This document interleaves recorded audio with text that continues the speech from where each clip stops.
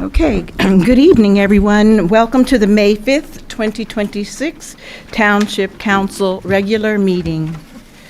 The regular meeting of the Council of the Township of Montclair is being broadcast live on Channel 34. It's streaming live on Montclair TV 34 YouTube channel. It's available on demand and can and will be rebroadcast. This meeting is called pursuant to the provisions of the Open Public Meeting Act.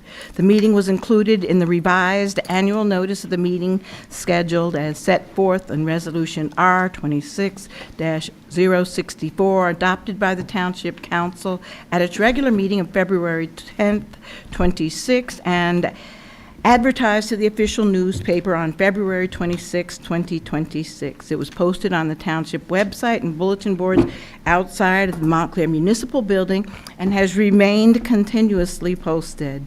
In addition, a copy of the revised annual notice is and has been available to the public and is on file in the office of our Township Clerk. Please stand for the Pledge of Allegiance. I pledge allegiance to the flag of the United States of America and to the republic for which it stands, one nation, under God, indivisible, with liberty and justice for all. Madam Clerk, whenever you're ready, please. Thank you, Mayor. Deputy Mayor Anderson? Here. Counselor Birmingham? Present. Counselor D'Amato? Here. Counselor Harrison? Here. Counselor Toller? Good evening, President. Good evening. Counselor Williams? Here. Mayor Baskerville? Present.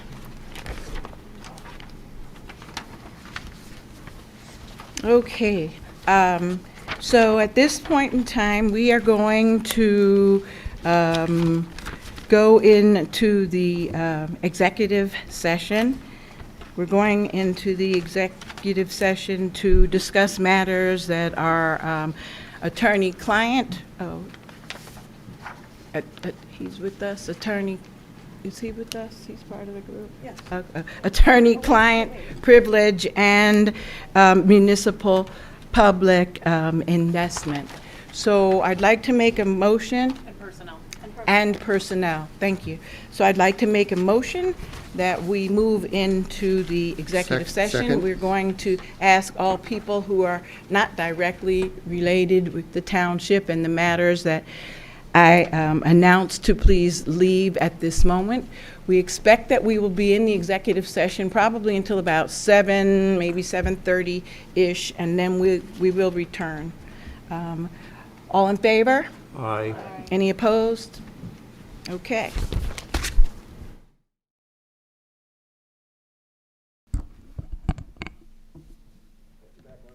Thank you. Okay, at this point in time, I'd like to make a motion, please, that we adjourn from the executive session and go to the public portion of our meeting. All in favor? Aye. Any opposed? Okay, we'll take a 5-minute break and then we will resume with the meeting.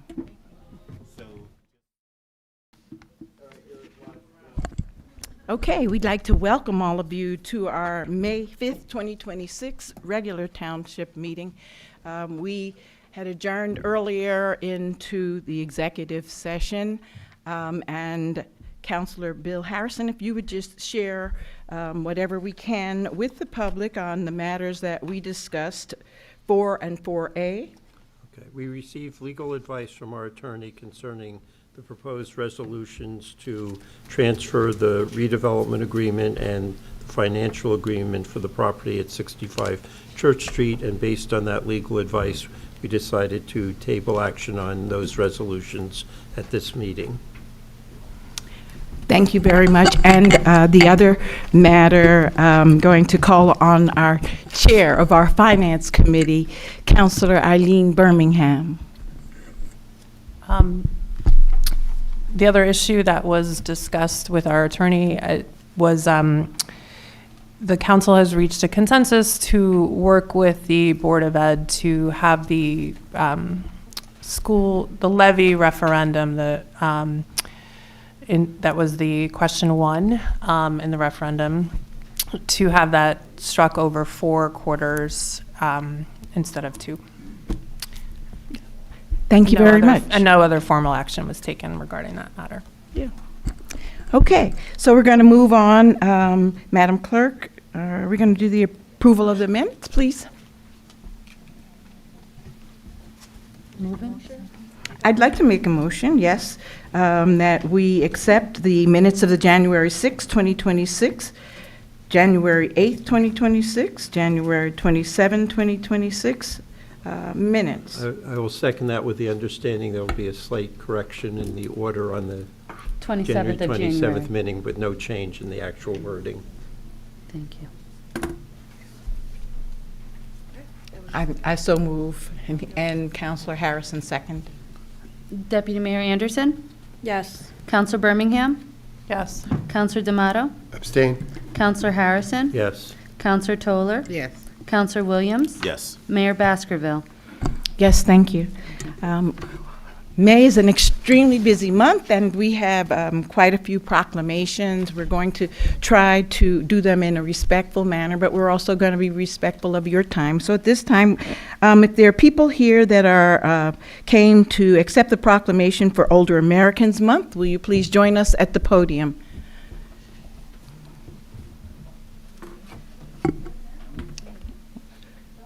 Okay, are there people that are here to come for the child care providers?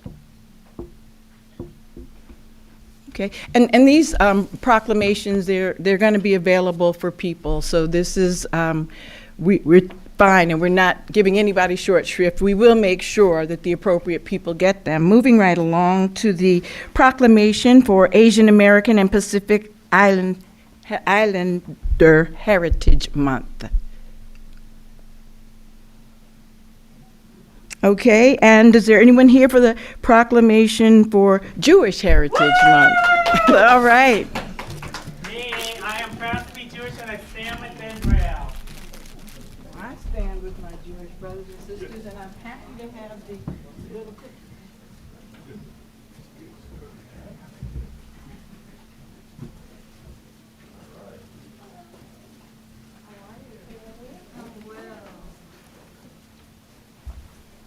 Make sure no one trips. Just watch the wire.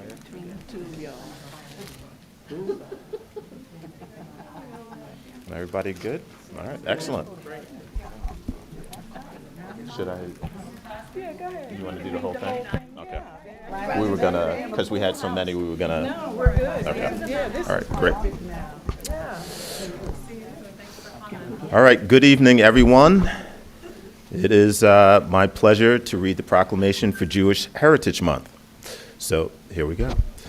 Whereas the first Jewish immigrants arrived in American soil in 1654, escaping oppression and discrimination, their presence, along with that of so many immigrant groups, helped define America's promise, religious freedom, while embracing democracy, individual liberty, and opportunity for all. And whereas the Jewish American experience is a quintessential American experience, one that is connected to key tenets of American identity, including our nation's commitment to freedom of religion and conscience. And whereas, notwithstanding this promise, we are still working to realize full vision of the American ideal.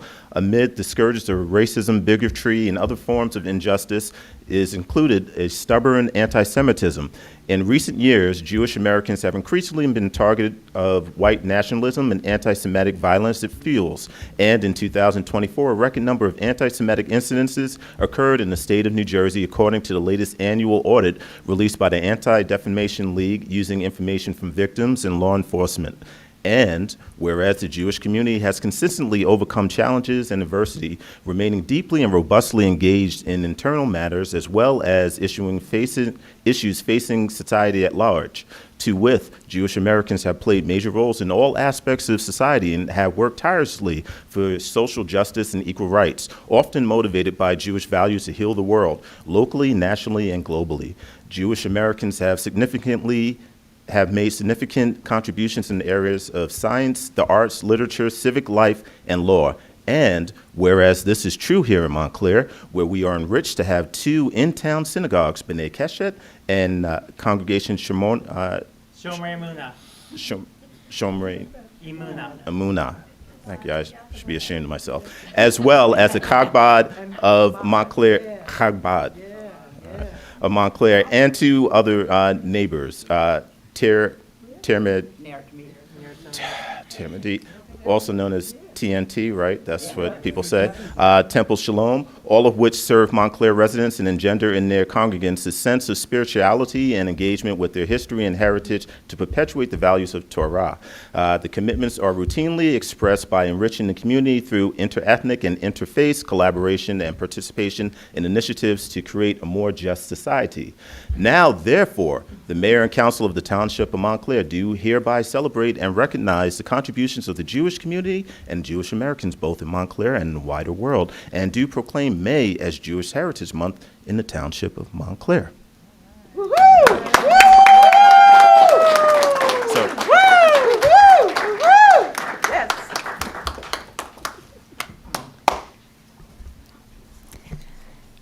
Good evening, Mayor, council members, and neighbors. My name is Lonnie Summer Padilla, and I have the honor of serving as Vice President of the Montclair Jewish Community Relations Council. I'm grateful for the opportunity to stand before you tonight in recognition of Jewish American Heritage Month, a time to celebrate the rich contributions, culture, and enduring values of Jewish Americans in communities like ours and across this country. This year, this moment is made even more meaningful as it coincides with the holiday of Lag BaOmer, a day that falls in the midst of a solemn period on the Jewish calendar. Traditionally, Lag BaOmer marks a pause in mourning, a day of light, resilience, and renewed connection. In the Talmud, there is a compilation of rabbinic writings called Pirkei Avot, or Ethics of the Fathers, where it is asked, "Who is wise?"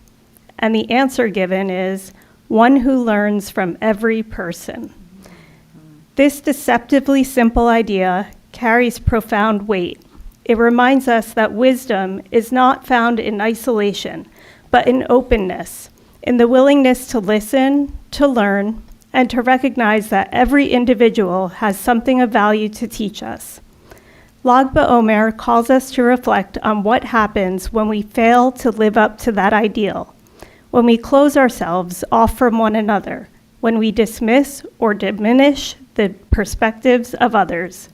It asks us to acknowledge that such divisions weaken not only our communities, but our shared sense of purpose and understanding. But just as importantly, this day invites us to begin again. With humility and renewed awareness, we are called to honor one another, to see the greatness in our peers, our neighbors, and even those with whom we may disagree. As one of our sages taught us, true strength lies in self-restraint, true wealth in gratitude, and true honor in honoring others. These values resonate far beyond the Jewish community. They are the foundation of any strong, vibrant, and inclusive society. Here in Montclair, where diversity is one of our greatest strengths, they serve as a powerful reminder of what is possible when we truly embrace one another. During Jewish American Heritage Month, we celebrate not only the achievements of Jewish Americans, but also the enduring ideals that guide us, learning, humility, respect, and unity. May we carry the spirit of Lag BaOmer forward, not just tonight, but in the days and months ahead, by striving to learn from one another, to uplift one another, and to build a community rooted in mutual understanding and shared humanity. Thank you.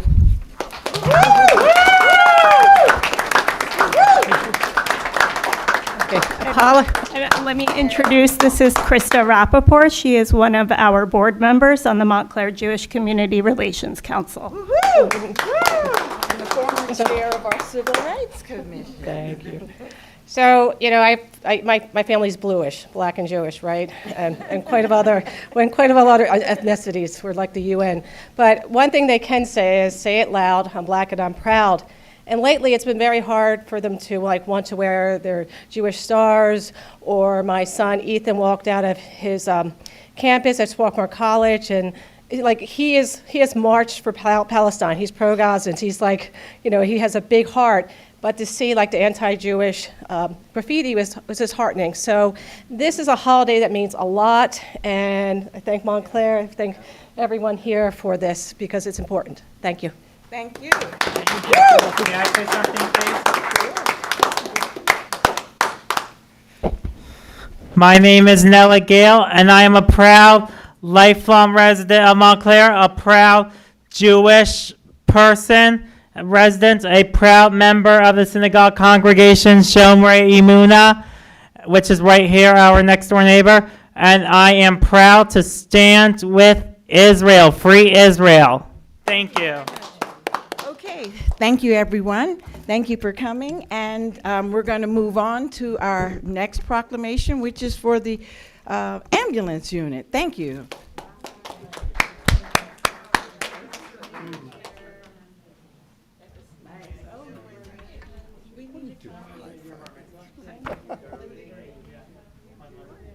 Ooh, an extra cookie? Hey, Chief.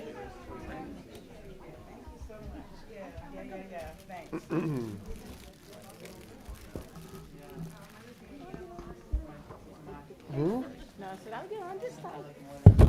You can get on it. A proclamation, Emergency Medical Services Week, and I'm sorry. Yeah. Can we please show respect for the other proclamation? Oh, Group sit down. they were still here. I wanted to be in the picture. Oh, we'll come back. You guys can take a picture. Let us finish this since we're here, and then we'll circle back. I'm sorry. Happy almost birthday, Eric. All right, go ahead. It's Older Americans Week, too.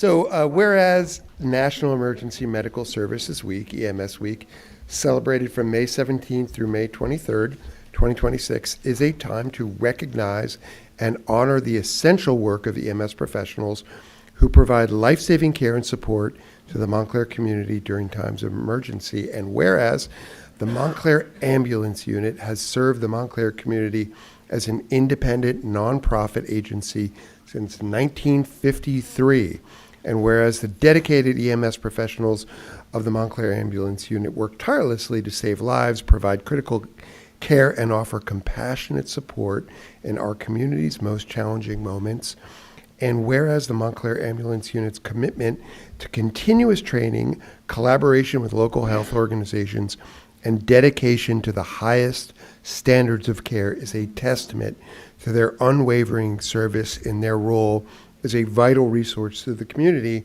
And whereas the Township of Montclair Mayor and Council stand with the Montclair Ambulance Unit to express our gratitude and appreciation for their hard work and devotion to serving our community, often under difficult and dangerous conditions. Now, therefore, the Mayor and Council of the Township of Montclair do hereby proclaim May 17th through 23rd, 2026 as Emergency Medical Services Week and extend heartfelt appreciations and recognition to the Montclair Ambulance Unit for 73 years of outstanding service and dedication to the health and safety of our community. Thank you.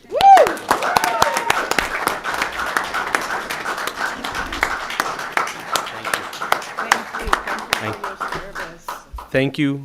On behalf of the whole unit, we have approximately 70 staff members. I thank the township, the mayor and council, and the citizens of Montclair who, through their generosity and their donations, help provide this service every year, 5,500 times last year.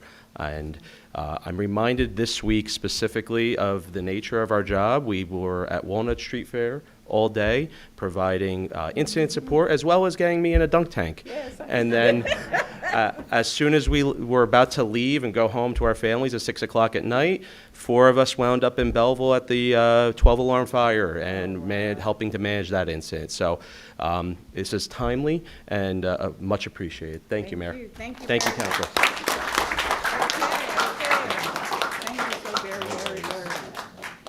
Did you have anyone that wanted to take a picture with you? Okay, yeah. And then I'm going to please ask the people that came to get the proclamation for Jewish Heritage Month to come back to get a picture. I apologize, I didn't know you were trying to take a picture. Oh.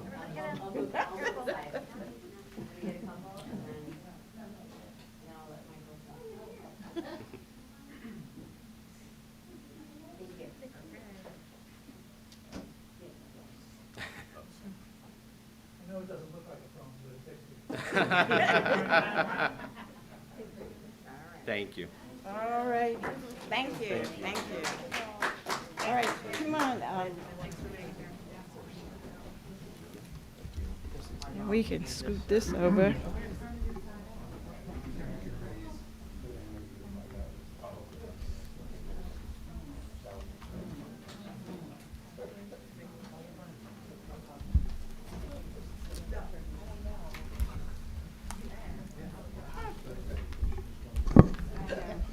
Put this there. I'll put it on the floor. That'll be safe.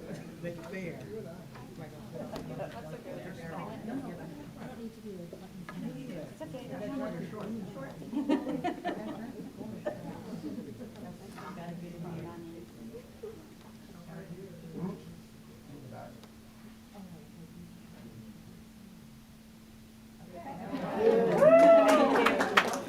you. Thank you. Absolutely.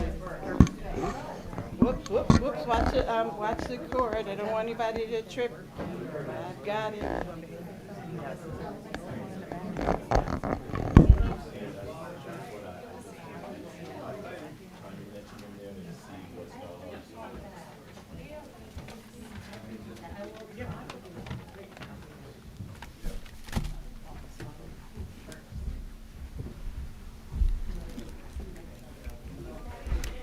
Okay, we're going to move on to the portion of our meeting that's called presentations. And I'm going to ask if the Director of Community Services would please join us down at the podium, Mr. Austin Ashley. Mayor, Austin wasn't available this evening, but we do have Manny Germano and Norma Tassi from the Parking Utility and Department of Administration, respectively. Okay, thank you both for being with us. Hello and good evening, councilors. Austin prepared a detailed memo for each of you, and a staff member was supposed to come as well. Did you get the memo or no? I have a copy of the memo here. I could Okay, distribute it so to I'm you. just gonna briefly highlight the content of the memo, and hopefully be able to field questions as they come up as I can. The township snow removal billing process is a redundant, multi-agency operation designed to provide absolute fiscal transparency. In accordance with New Jersey local contracts law, the township awarded contracts to Angels Landscaping and Sugar Property Services via a fair and open process. The current not to exceed of $800,000 is an administrative estimate based on historical averages. Snow removal is one of the most volatile line items in any municipal budget, and it's driven by variables outside of our control. When the NTE is reached, the not to exceed, the township faces a choice of increasing the current ceiling or declaring a formal state of emergency for every subsequent storm. The rigorous bill paying process the invoice must pass through 8 distinct professional reviews and a digital firewall that acts within the software that we have for making payments. You'll see on the second, what I believe is the second page, Phase A, and that's the departmental field audit. And I hope to have had somebody to explain that to you who actually does the field audit. But in the Department of Community Services, when the vendors show up, they're checked in, they're verified with a member of the staff. So that's kind of phase 1 of the check-in, and it just makes sure that the people who eventually appear on the bill, we can assure you that they actually came and did the job. MSI is our software that we use to pay bills, and in it, it contains a primary key that mechanically rejects any duplicate invoices. Following the preparation of the invoice, the purchasing department reviews the invoices, and then the invoice moves to the finance department for a final comprehensive audit involving the controller, the treasurer, and the chief financial officer. The council approves the bills that make it to the bills list through this process only after passing through these layers of departmental oversight. The council protects the professional integrity of the municipal audit trail, and it ensures that legislative oversight remains focused on policy. So that's really how the bills are paid. I did, when there was a couple of questions, I did have a look just for my own knowledge. I didn't see anything wrong, and I could try to answer any questions. I think parking goes through the same type of process. Manny, if there's anything that you want to add, I'll try to answer anything I can on Austin's behalf. Before we leave DCS, Department of Community Services, the last page of the memo is there's a spreadsheet that basically has a list of all the invoices. This is, I believe, for Schauger. It's the date of the storm in the left-hand column, the event, what they were doing in the second column, the time of work in the third column, the invoice number in the fourth column, and the amount paid. So I think the question was the town paying duplicate invoices? I'm sorry. So the question was is the town or was the town paying duplicate invoices? While the amounts, there are several amounts that are the same. For instance, on February 6th, February 8th, February 9th, the amounts paid were $59,000, or the amounts billed were $59,500 for those respective invoices. The dates, the times, and the places, and even the invoice numbers were all different. So Austin Ashley and the Department of Community Services I don't have it here now. I'll be happy to share it as soon as I get my hands on it. He did have printed copies of all the invoices for your, consideration, for your review, for your perusal. But in speaking with Director Ashley, he is 100% confident that we have not paid any duplicate invoice. We haven't paid the same invoice twice. Even though the same number may appear multiple times, it's because they're paying the same drivers, the same rates for the same hours. But it's not like we're paying for the same work twice. May I?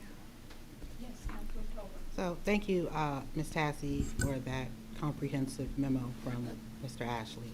I'm going to repeat this again. There were duplicate invoices with the same invoice numbers with the same amounts.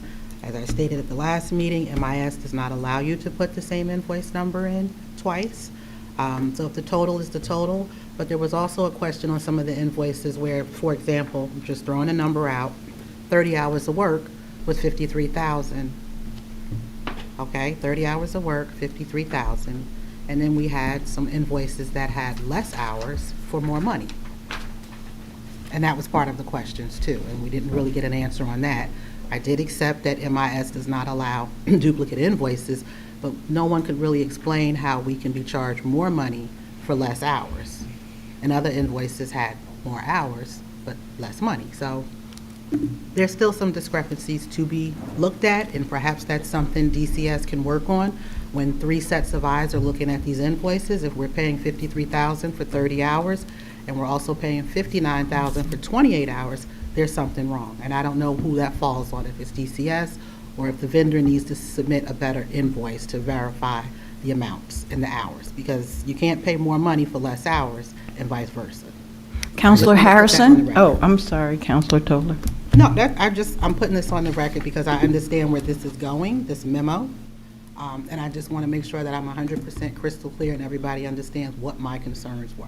Thank you. Counselor Harrison? Well, Ben, if you want. May I on that? Oh, yes, On certainly. Counselor Toller. And it wasn't Angels, it was just Schauger, not you. Well, Angels Okay, submits but- wonderful 'cause I was gonna invoices, very explain- detailed information. I just double-checked, triple-checked yours. There's no problems with Angels. It seems to be only with Schauger. Okay, the only thing I can comment on what you just said, Counselor, is that, for example, with the parking utility, we do have different rates for different types of services. So they may come and do, if they're coming to doing de-icing at one particular place, but like you said, it states that in the contract, in the invoice, they will charge us a different rate than they're coming to do, you know, Correct. It was shoveling by well- hand or Angels something is like that. So, well-written, explains okay, I just wanted everything. to jump that in. Sugar, I not so also much. have a spreadsheet that I can spread, Correct. make sure that everybody gets. Correct. That shows all the invoices that we've paid so far and all the service dates and everything else in here. So I will make sure that everyone gets that as well. Sure. Sorry. Councilor Harrison? Okay. So I'll do this now rather than the resolution extending the amount. So for Sugar, and, you know, the part of the town they do includes the part of the town where I live, and their plowing was not good this year. They've been good in other years, but there was snow 6, 8, 10 feet away from the curb that resulted in snow having to be removed from the streets, and skipping over whether it was necessary in all streets the 3 weeks after the storm when it happened. But this is a budget comment. The amount that was paid for Sugar for plowing was $154,795.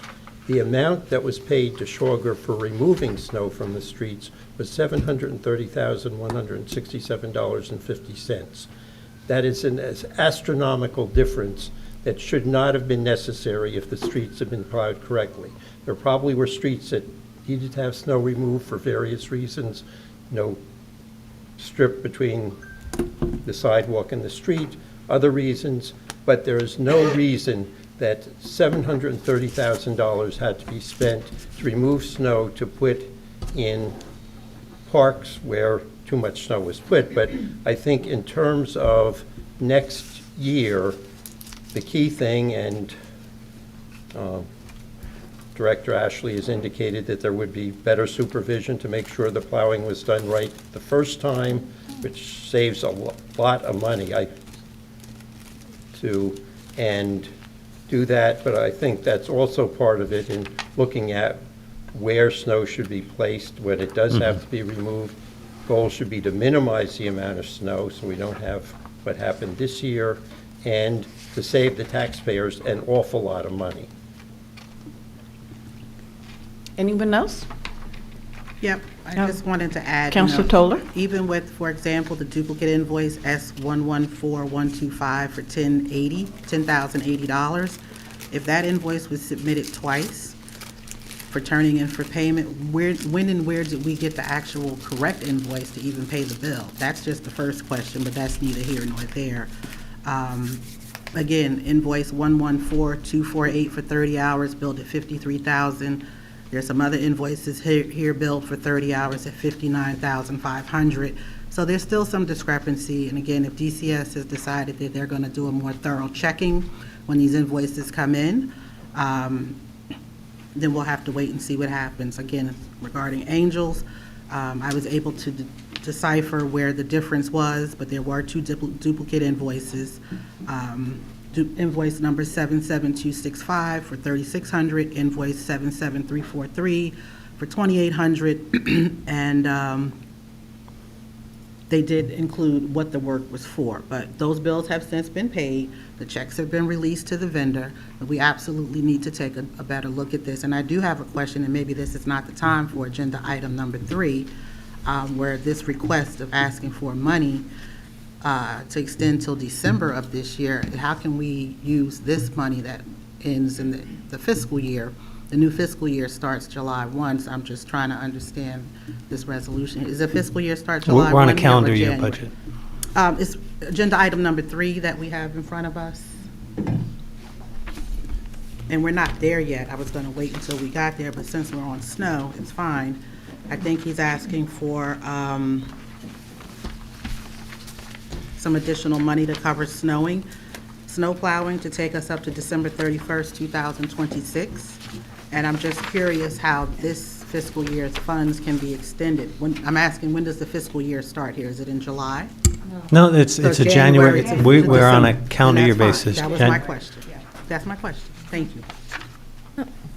Yes, Deputy Mayor? No, I just wanted to thank you for the memo, to Mr. Ashley and over here, for the two of you for coming. Yeah, and for clarifying all of the controls that are in place to assure that none of these nothing was paid twice. I do agree that, that it would be helpful to have more detailed invoices, because I do understand that for some of the amounts, even if it was for lower hours, that it probably was more involved work. And I just want to remind everyone that the council passed a resolution at the last meeting, I think it was the last meeting, to ensure that there is advanced planning, the snow removal and disposal plan that's presented to the council no later than October 1st of each year. And I'm sure we can, take some lessons learned from these last storms, the ice, all of these extraordinary circumstances. But it was very clear that there needed to be some, advanced planning. And I lastly want to really thank everyone, all the staff, the DCS workers, Manny and your team, and all of the people who did this really physical, backbreaking work. So appreciate all the work that you did. Mayor? Ditto, yes, Councilor D'Amato. Yeah, I would second all that, and also just say that I agree with the conclusions of this memo about, that we have to look at the division of labor and what we're doing here, and why I think we have to look at both policy making and execution to see if the execution, lives up to the standards. And obviously those two things are not immediate, totally separate, that we should be focused on making policy up here. And we, this year, will probably have spent more time talking about bills about snow removal than we are about our budget, which is $100 million. And, so I fully think that, we should try to focus on the big picture, which is actually kind of more fun too sometimes. So thanks, everybody. Good, thank you. Is there any more that you wanted to speak to us about tonight, Manny, about the parking? And thank you for being here, and ditto everything that the Deputy Mayor said. Well, thank you, and I'm sure our staff, both DCS and parking, appreciate the goodwill. I just wanted to say that our process in parking utility is similar to DCS's. The only thing we don't do is we don't have a sign-in sheet for the vendor when the vendor comes. We communicate everything via text, so the vendor will tell us, we're here. I have parking enforcement officers that will verify that they are here, that they are doing the cleaning. They will also tell me we're done. I will also then have the parking enforcement officers go, because we have 24-hour coverage, go and check to make sure that what they said they did, they did. That's the only difference in the process. Everything else that Ms. Hallett talked about is exactly with the same process with MSI and everything else. Okay? Thank you very much. Anyone, any further questions? No. Thank you very much for joining us. Thank you. Director Tassi, thank you very much for coming. Happy to help. Okay, so we're going to move on. Wow, I guess we're at public comment now. I'm not sure how we did it today. Did we just sign in? Were there numbers or? 2 names? Oh, no, I'm sorry. I was talking. Oh.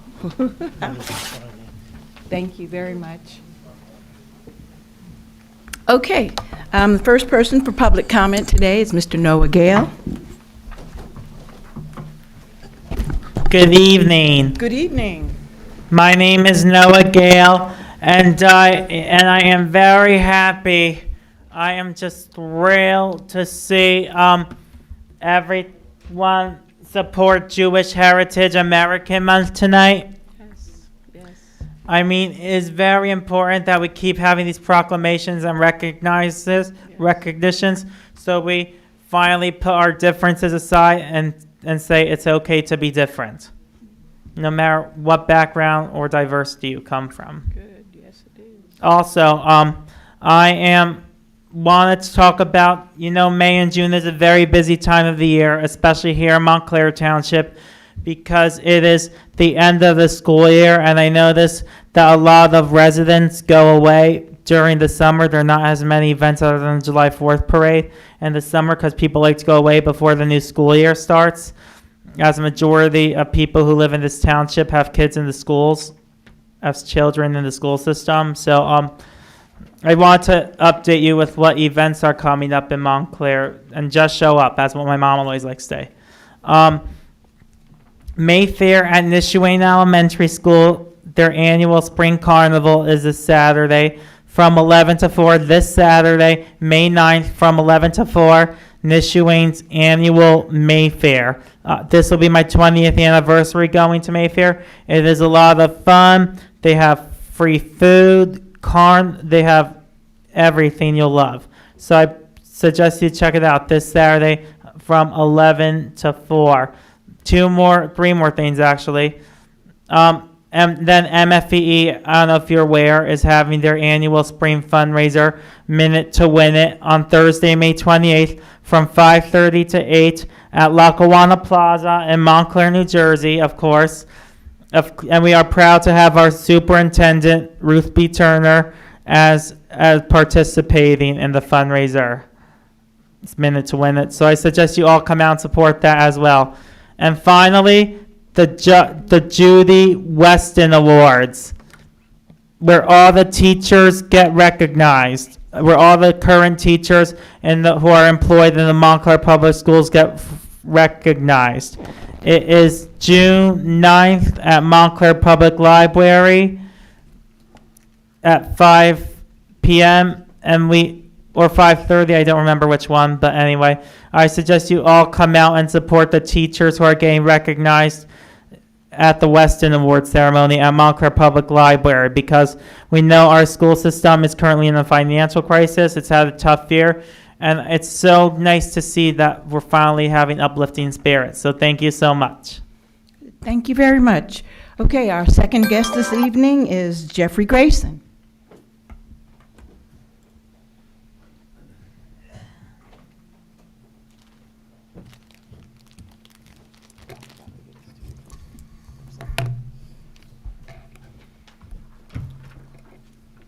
Good evening, Mayor Baskerville and council members. Good evening. I'm Jeffrey Robert Grayson, and tonight I'd like to discuss what I'm referring to as the sardine effect. Sardines are a nutrient-dense fish that comes packed tightly in cans or tins. I'm sure everyone has heard the phrase, packed like sardines, used to describe an overcrowded situation. As I was nearing the end of my nightclubbing phase in the 80s, I used to frequent a club in Manhattan called Nell's. Nell's had a lounge on the main floor and a small dance floor downstairs. Once the party was in full effect, that dance floor became like a can of sardines. You completely surrendered your personal space to the degree that you were not only dancing with your partner, you also became part of a unified, pulsating mob of bodies, grooving to the beat of Janet Jackson's What Have You Done For Me Lately, or Prince's Sign of the Times. The sardine effect is also a sign of the times in present-day Montclair because it has impacted what was once a very special and intimate place to live. The sardine effect leads to strained infrastructure, increased traffic and reduced safety, increased demands on utilities, increased demands on first responders, increased stress and loss of green space. These issues can further exacerbate socioeconomic factors such as loss of community and diversity, increasing gentrification and segregation. Complete Streets was created as a direct result of the sardine effect. Roads that were designed for light, free-flowing traffic are now clogged like a stuffy nose in need of Mucinex. Crossing the street has become a perilous endeavor. Impatient, entitled, and rude drivers are putting pedestrians, cyclists, and other drivers at risk. The sardine effect has put tremendous strain on our aging subterranean infrastructure, resulting in more frequent water main breaks and potential sinkholes. Since it appears that most developers receive a pilot or some type of tax abatement, the cost of repairing and upgrading the utilities falls on the taxpayer. It should be mandatory that developers contribute financially to the expansion of roads, our schools, and the utilities needed to support their projects. Those advocating for more development and more green space are diametrically opposed to one another. Now that we're running out of space to build out, we want to build up. Think of the sardine effect the next time you hear someone talking about upzoning in a transit hub. Think of the sardine effect the next time you hear someone say that Montclair needs more development for all the people that want to move here. Think of the sardine effect the next time a developer asks for a pilot instead of paying their fair share in taxes. Think of the sardine effect the next time you see paramedics tending to someone laid out on the side of the road. The sardine effect creates collateral damage to my community, and we'd like to know, what have you done for us lately? Thank you. Thank you very much. Next guest, please. I'll speak later. Okay. Is there David? Okay, you'll speak later. Anthony? Is it Saccone? Saccone. Oh, okay. How are you? Good evening. My name is Anthony Saccone.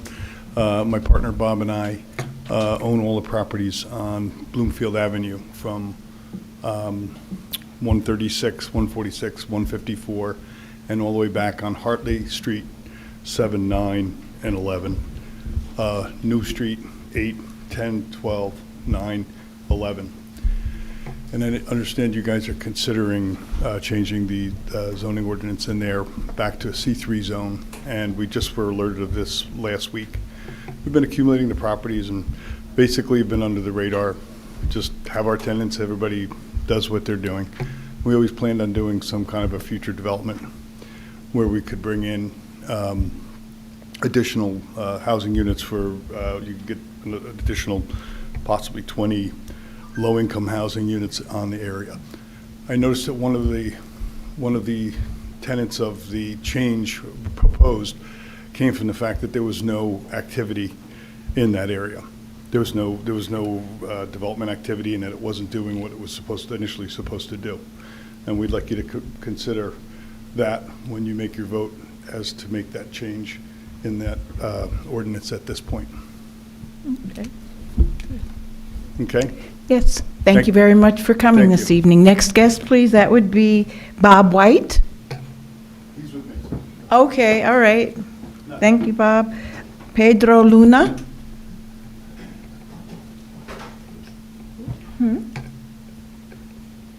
Hey. Good evening. Good evening. Pedro Luna. I have lived on lived on Gates Avenue for the last 15 years. And for the last few years, I have dropped off and picked up my girls on Gates and Harrison. Some time ago, a stop sign went on that intersection on the Harrison side. I didn't think that there was a big need for it. But at least I could see that it was useful because traffic has increased on Gates Avenue over the year. Mm-hmm. But recently, another stop sign went up. This one on Porter Place, which is just 2 blocks down. There is very little traffic on Porter Place, not to mention that that intersection is within a stone throw away from the traffic light on Harrison and Union. If you stand on Harrison and Gates, like I do on most morning during rush hour and the afternoon as well for pick up, you'll see a line of cars on Harrison and Gates impatiently waiting for the turn to go through Gates. When they finally make it to the front of the line and go through and speed up away, and then they come within sight of the traffic light on Union, they had to stop again because there is now a stop sign on Porter Place. Now, what happened is that there is no cars to the left or to the right. So they stop or just slow down and right away try to make the light that is very visible from there because it's very short block. We don't need a stop sign there. A pedestrian light will be more useful and it will be less disruptive to the traffic. Harrison is similar to Grove and M Street. It is one of the very few ways to get from one side of town to the other. We wouldn't put a bunch of stop signs on Grove or M Street because we want those cars to flow. We want traffic to flow on those streets. But that's not happening now. What's happening now is there's a lot of cars idling during rush hour. I feel like I'm on Fifth Avenue in the morning where it's, breathing all that pollution because the cars just accumulate. There's no need for that. You wouldn't do that on Grove or M Street again. Traffic needs to flow through those roads. And those stop signs really, I can see the one on Gates, but the one on Porter Place is just no justification for it. The place is a small park. It's not like it's, Brookdale or Anderson Park. There's no playground or anything like that. I use that park. I raise my girls on that park. But the stop sign is not needed. If we want to support a pedestrian crossing the street, let's put a pedestrian light. In any event, I want to also thank you, lastly, and I'm done. Thank you for voting no on making Sutherland a one-way.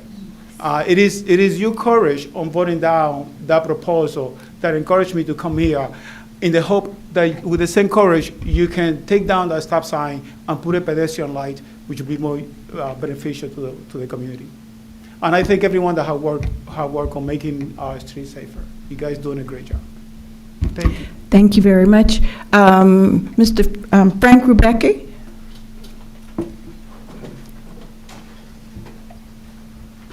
And then David, are you ready after that?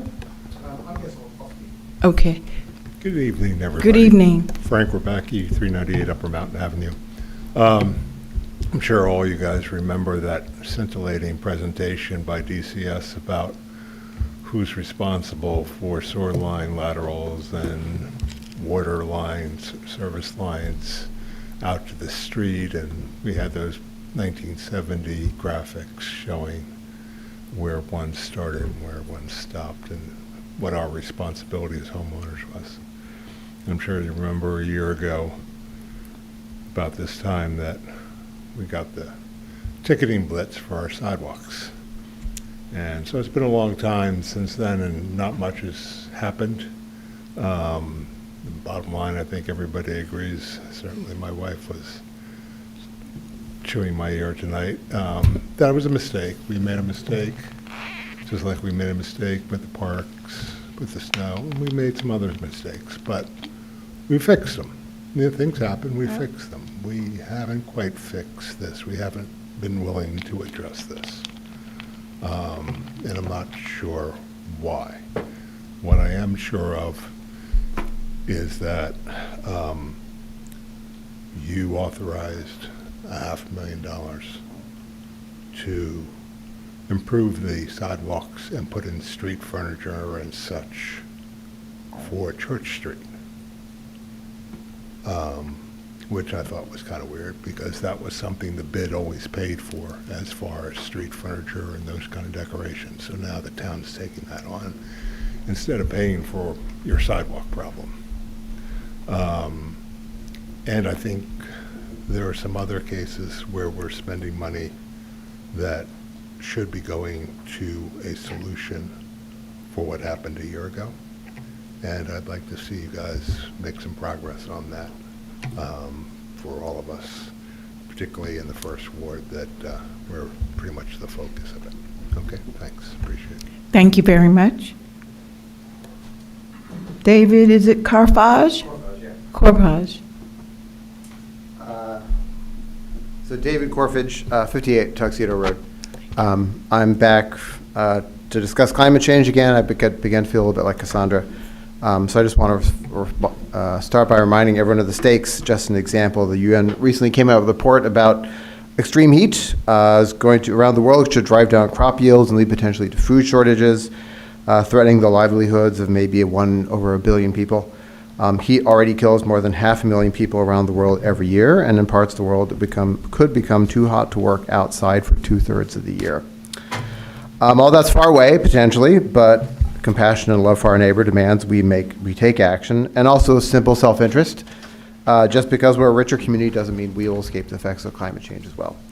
So what does this have to do with Montclair, and particularly the pending ordinance on the downzoning? As a local government, we are limited in what we could do, but studies I've read make clear that the two major levers that a town like Montclair has to address climate change are first promoting alternatives to cars, especially biking and walking, which of course I've talked about before. And second, denser housing, or to be more precise, what the IPCC, which is the UN's Committee on Climate Change, calls compact urban form, co-located medium to high densities of housing and jobs, high street density, small block size, mixed land use, particularly near public transit. Towards that end, I'm speaking in reference to the proposal to downzone sections of Bloomfield Avenue. If we want to do what we can to avoid the worst of climate change, we shouldn't be downzoning, we should be upzoning. And I'll mention only in passing how building more housing brings down housing prices, a well-documented effect. I'll be happy to provide you with multiple studies and examples. I've heard arguments for downsizing. That's always the fourth ward that gets hit with denser housing, for example, or that's out of character for Montclair. As a fourth ward resident myself, I'm actually very sympathetic to the first argument, but the solution is not to downzone along Bloomfield, near a train station, for goodness sake, but instead to upzone other parts of town. I'm looking at you, Upper Montclair.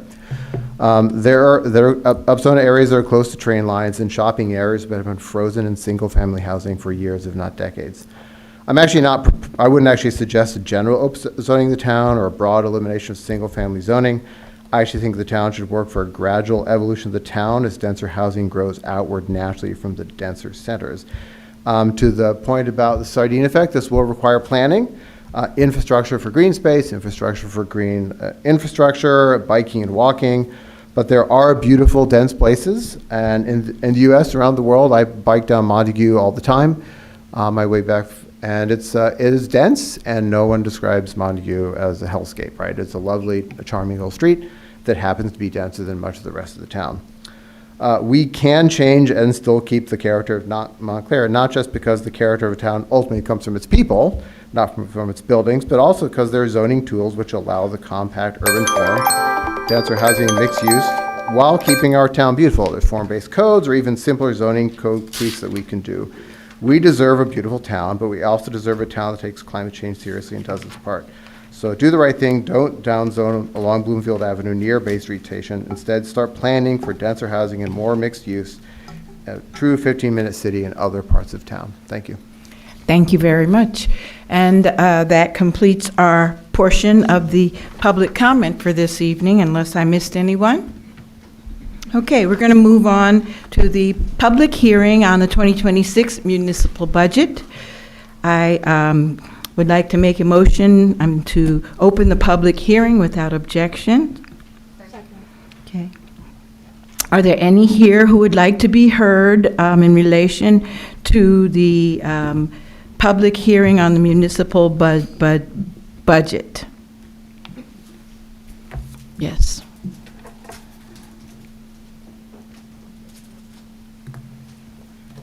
Good evening, I'm Mariana Horta. I live on Gordon West Avenue, and I'm here to talk about the budget. I think every year you spend the whole year talking a lot about small amounts of money. And then today, you're about to approve a budget where I have no idea, and I hope you do, and I hope you can tell me, how many positions you're budgeting for. The source of Montclair's lack of fiscal sustainability is personnel costs. In particular, benefit costs, healthcare and pensions. Every year, they grow faster than the budget is allowed to grow, right? And when that happens, how do you keep up? You keep up by crowding out other investments. So we come here and we ask for investments in pedestrian infrastructure. Well, you can't do it because your healthcare costs are too high and you have too many police officers. And I don't see in the current budget, in 2026 budget, when I finally had access to the user-friendly budget, it is someone actually took more time to make it difficult to use. They printed the document and then they scanned it and then they posted it. That takes a lot more time and a lot more effort than exporting it and making it machine readable so people can analyze the data, can merge the data with the user-friendly database where we have already 11 years of data.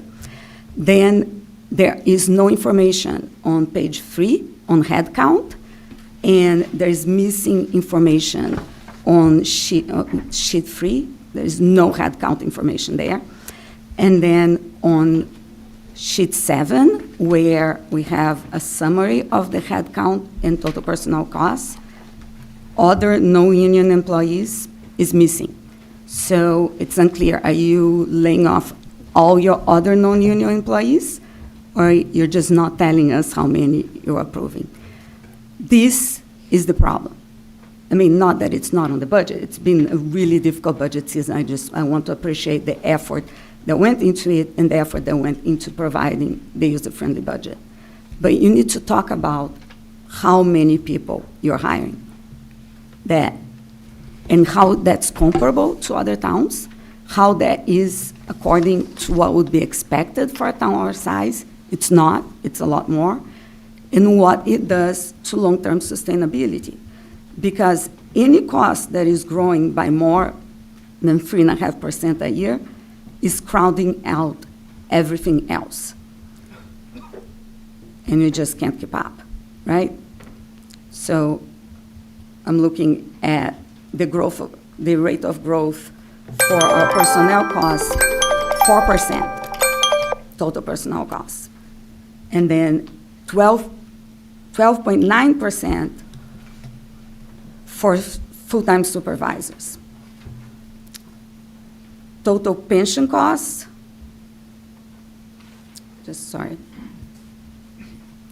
total pension, healthcare benefits and pension, 4.36% a year for the last 10 years for healthcare benefits, and 6.48% a year on average, right? The compound annual growth. Okay. So how do you keep up with that? Please discuss. I shouldn't be talking too much. Thank I'd you, like yeah, for you to because talk the, and tell us how many and yeah. how do you make this acceptable or sustainable? It's not. No, thank you very much. So are there others that wish to come and be heard on Resolution A, to read the municipal budget for the 2026 year?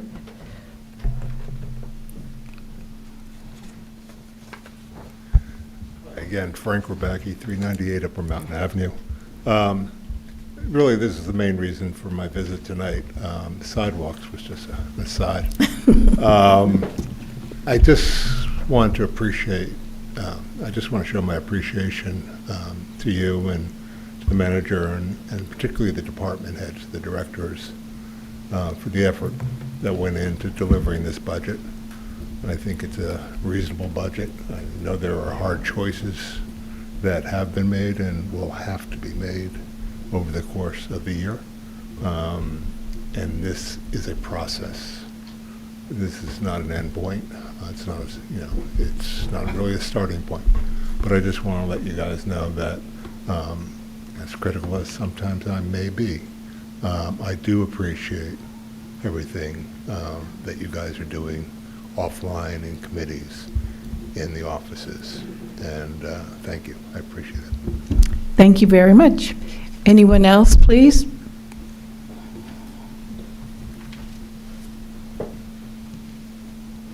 I'm actually the opposite. I actually didn't come here to talk about the budget at all, but I pulled it out. So, so I just I'll have 3 simple questions that I could be totally misinformed. My impression is that the operating expenses, and this is more of a question, I'm not sure you can answer questions now. Operating expenses are down, operating funds are down, and taxes are up. First of all, is that correct? And is that because other non-tax income is down? Okay, all right. So I'm seeing various nods and head shaking. So I'm not sure that can be addressed, but that was my first question. And the second question was really about the page on pensions, where again, I'm not sure I'm reading this correctly, but it looked like the number of, this is on the health benefits, the number of active employees covered is down slightly, and the number of retirees covered is up quite dramatically, and I'm not actually sure how that works, and maybe that's the other question I had. So again, I literally just saw this, so hopefully it's very easy, or I'm just missing something obvious. Thanks. Thank you. Anyone else wish to come forward at this time, speak about the municipal budget, speak about us reading the municipal budget by title only? No one wishes to come forward? Okay. Council, is the discussion about reading the budget by title only, according to N.J.S.A. 40A:4-8.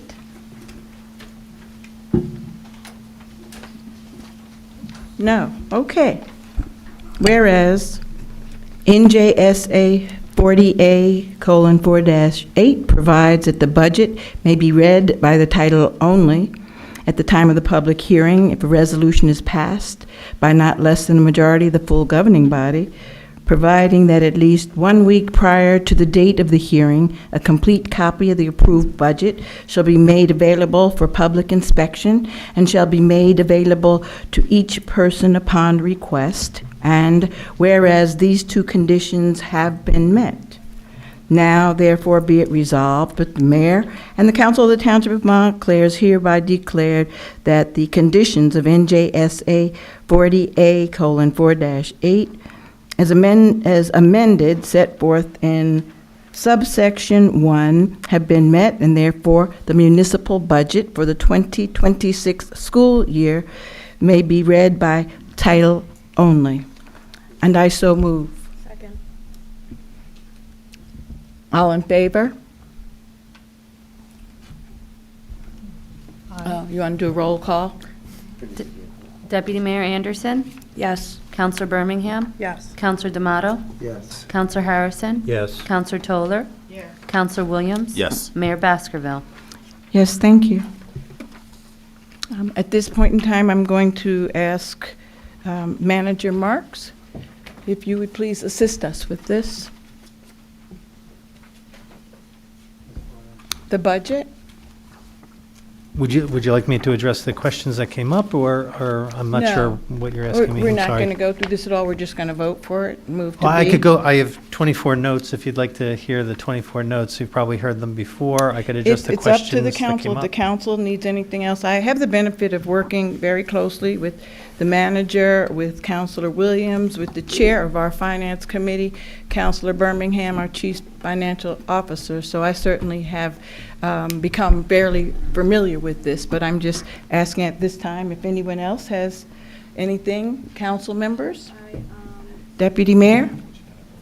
I would like to, if there are things that you would like to address, I think it would be helpful for the benefit of everyone Okay. who's watching. Thank you. If that's okay with you. Yes, that sounds great. Thank you, and thank you for Okay. the suggestion.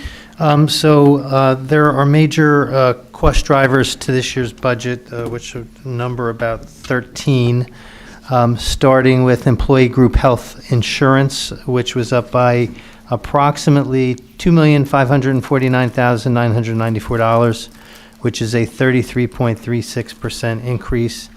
As some of you know or may recall, we actually left the state health benefits plan last year and went with a fully insured Aetna plan for cost savings, more future cost savings than this year's cost savings, but cost avoidance nonetheless. We budgeted approximately $1,250,000 for contractual increases for the collective bargaining units. There are 7 municipal labor unions. It's not reflected in our budget per se, but it's still a cost driver. The public library funding in New Jersey is formula driven by the New Jersey State Legislature, New Jersey State statute. The increase for the Montclair Public Library as prescribed by statute is approximately $382,441.79. We have absolutely no control over, it's a formula, and we have no control over it, but we have to raise the funds to fund the library. PSE&G last year raised their electricity rates by 17%, which equates to about a $215,050 increase. There are 2 new departments that did not exist a year ago. First was Department of Sustainability, that was created about 6 months ago. The second was Department of Complete Streets. The gross for both of those departments is about $400,000.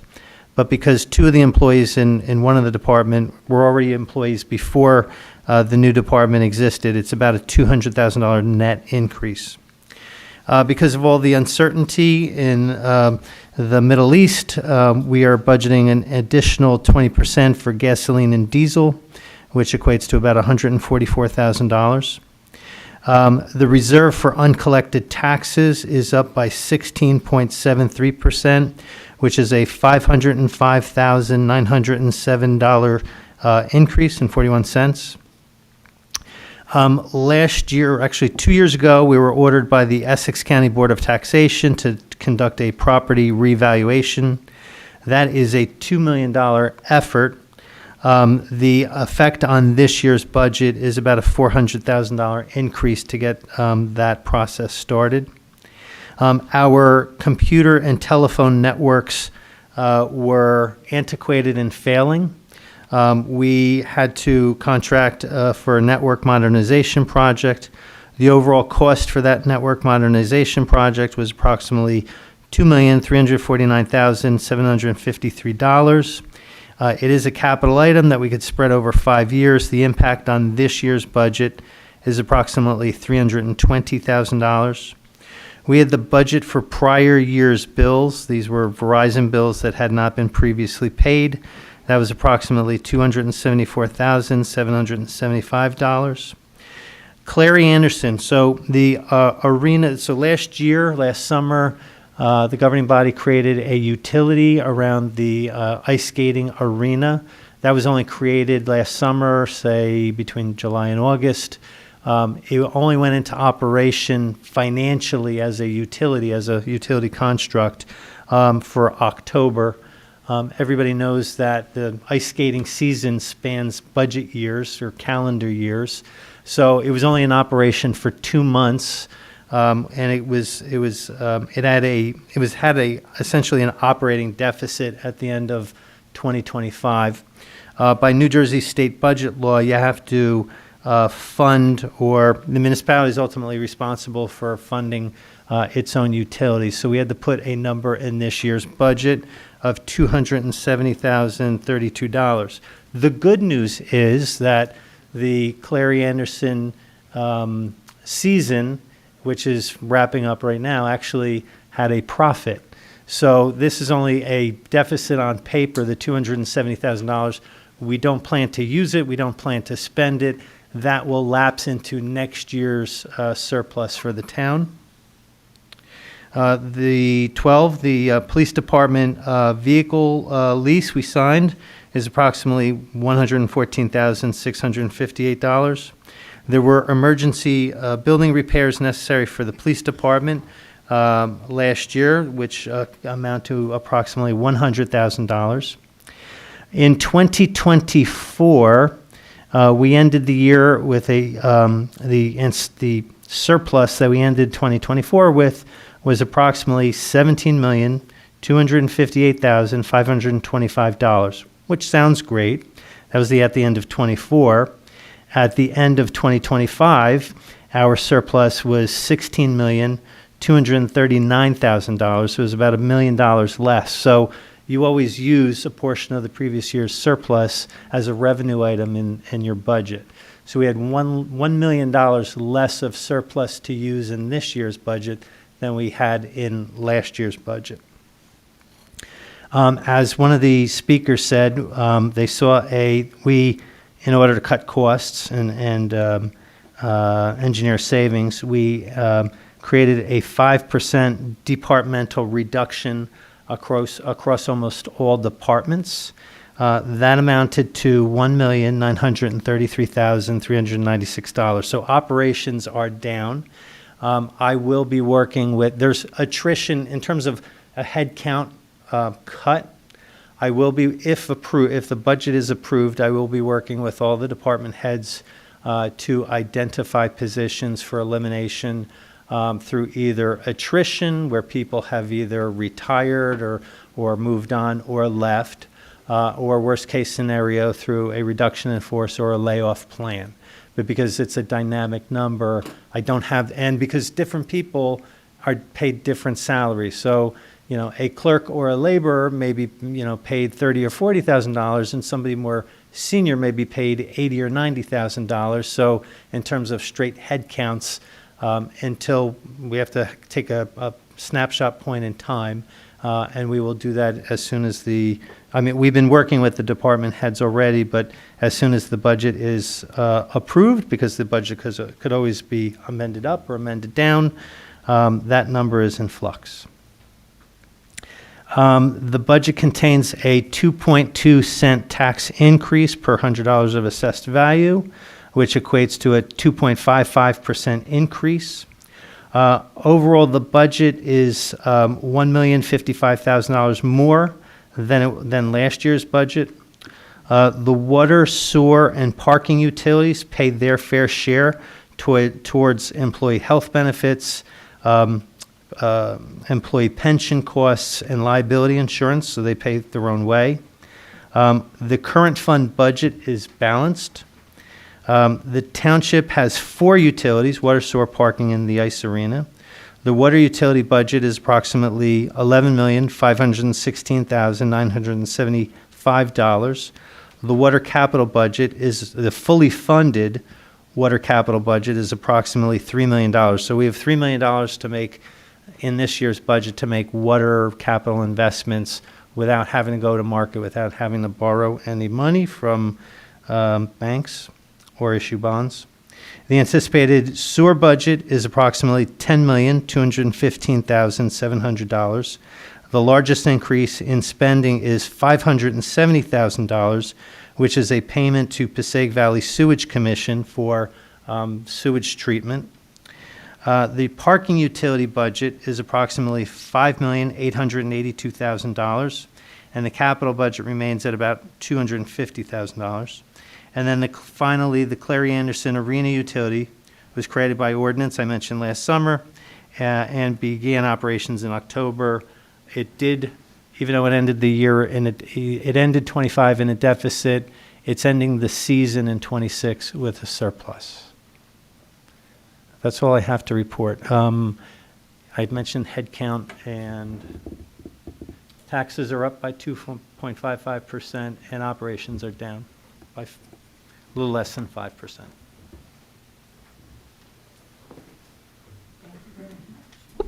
Thank you very much. Council members? Councilor Birmingham? Thank you, Mayor. I do have just a few comments just to tag on to what our manager said. And for those who want a little more information on how we got here, I just remind everyone that we've had 3 presentations in addition to what you describe on February 12th with the mayor, myself, and Councilor Williams, Finance Committee, and our manager on March 24th with Joe Manzo, our interim CFO, and then on April 7th when the manager introduced the budget. So all of those are available online if people would like more information. This is in addition to the public meetings that were held late last year with the department heads. And in each of these meetings, there has been a recurring theme because we cannot run from our reality that we have increase in costs beyond our control, combined with the reduction in non-levy revenue. It necessitates cuts. And just to give an example and to put it plainly, we are down $3.5 million in miscellaneous non-levy revenue, and we had a $3 million increase in our health care costs. So that's right there, a $6 million gap, chasm, you might say, that needed to be taken care of. That's before we get to contractual salary increases, rising utility costs. Before we even get there, we have a $6.5 million gap. But we discussed this very much, that we understand we are in a very difficult year here in Montclair. We are already very heavily taxed. And so despite this, gap that we had this year, and in a way it was really unprecedented, and you will see other towns increasing their taxes this year 20%, it's been a very rough year. But we wanted to stay, and we asked the manager to stay as close to 2% as he could. And that was really asking him to do something very difficult. And we had banked cap. We could have gone over the 2%. We could have done that. We could have gone hundreds of dollars over that cap, but legally, because we had it banked and we had a healthcare, again, this large healthcare increase. We did not want to do that.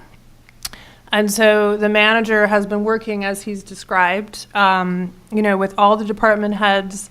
And I want to acknowledge all of them and all of our employees, because this is a really difficult time. But just again, I just want to really kind of belabor this point of the structural issues that we're up against. But just an example, and because I think especially for people who have lived here a long time, you of course you are like, why can't it be like it was, and why, but just to give you an example of a data point, in the year 2000, Montclair received $4.4 million in state aid for its municipal budget. So, and that included energy receipts and other forms of aid. And if you were to, just adjust that for inflation, never mind that a lot of our costs have outpaced inflation, but if you were just to adjust that for inflation, we would be getting $8.5 million from the state. Instead, we get $3 million. So in actual dollars, we are almost $1.5 million less than we were 25 years ago in terms of state aid. And we get $3 million, and we've been getting that, and it's been stagnant over several years, despite rising costs in almost all sectors. And so if you just adjusted health insurance for the year 2000, we would be paying something like $7 million in health insurance, but instead we're at $11 million. So right there we have a gap, again, of $9 million. That is covered by our tax levy, unfortunately, a lot. So I will, I'm not going to go on too much, but we tried very hard. When I say we, it really is the manager and the CFO who did a lot of the work, and again, the department heads and the staff. It looks like the average residential taxpayer for the municipal portion of the tax levy, the increase is about $14 per month. We did this with just a moderate use of fund balance. As you described, we did not use a lot of fund balance. We're trying to moderate that. And like I said, we did not use banked cap that we would have been allowed to take. And I just want to say, again, this is a very difficult year for Montclair taxpayers. County taxes are rising, school taxes are rising. We have this a referendum. The health benefits between the school and the town, we're looking at about, for the average residential taxpayer, the increase is about $675 towards health benefits when you consider the school and the town. So this is a very big pressure on both of our budgets, and we will be working as we can. We took what we hope is the first step towards something more sustainable, and we will be working through that this year. And I do want to say, and again, the health benefits are stressful for the employer as well as the employee, so I just want to acknowledge that as well.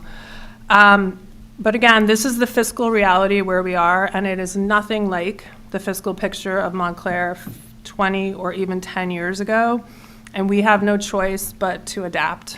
And again, I want to just say what you managed to do when you look at these numbers, to me, is quite remarkable, even if it is painful. But we are really trying to reach for a sustainable path, which is difficult, but it is necessary. So I just want to put that out there. Again, I want to thank all of the council, the manager, everyone. I do want to make one thing clear, because I will repeat this again and again, but those eligible for the senior freeze and for the potential tax reimbursement if you are over 65 or if you are disabled, you should make sure that if you are eligible, that you fill out the form for this year to establish 2025 as your base year. All the taxes you pay this year, including those associated with the referendum, the levy referendum, should be reimbursed, if you're eligible. But I do want to make sure that everyone who is eligible for tax relief takes full advantage of it. And I will stop talking, and again, thank you for your time. Thank you very, very much. You certainly have been very generous. Thanking everyone else, I agree with you, but certainly, Chair Birmingham, you have been a strong force in helping us to pull this all together and to help us to articulate it to the public, as has Councilor Williams and the rest of the council. So I'm very grateful for everyone, Manager. Okay, so I'm going to, at this point in time, I'd like to make a motion to close the hearing of the reading of the municipal budget by title. Is there a second? Second. All in favor? Aye. This is the A. This is A, to No, just it's read it A. in the title. No opposed? Okay. We voted to open. We voted, there's two, A and B, and it's a little confusing for me, so if I made you confused, please forgive me. A is reading of the budget by title. Now B, which I'm going to make a motion to open the public comment on, is actually for us to vote on adopting the 2026 municipal budget, and I so move. Yeah. Yes.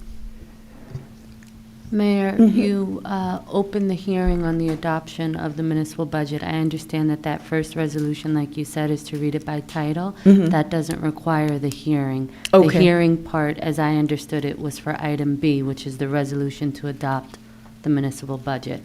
And that's what people came up and spoke about. Okay, then that's terrific. Thank you. That's not the way my notes are written here, but I certainly appreciate that. So then, have we completed the process here of voting on the municipal budget, or we need to do that part? No, ma'am. Okay, so I'd like to make a motion to adopt the 2026 municipal budget. Second? Madam Clerk, please. Deputy Mayor Anderson, Yes. Councilor Birmingham, Yes. Councilor D'Amato, Yes. Councilor Harrison. Yes, I want Counselor- to add my voice to praising the manager and the CFO for producing a budget that minimized the tax increase in its difficult times. Councilor Toller, Yes. Councilor Williams. Yes. Mayor Baskerville. Yes, thank you.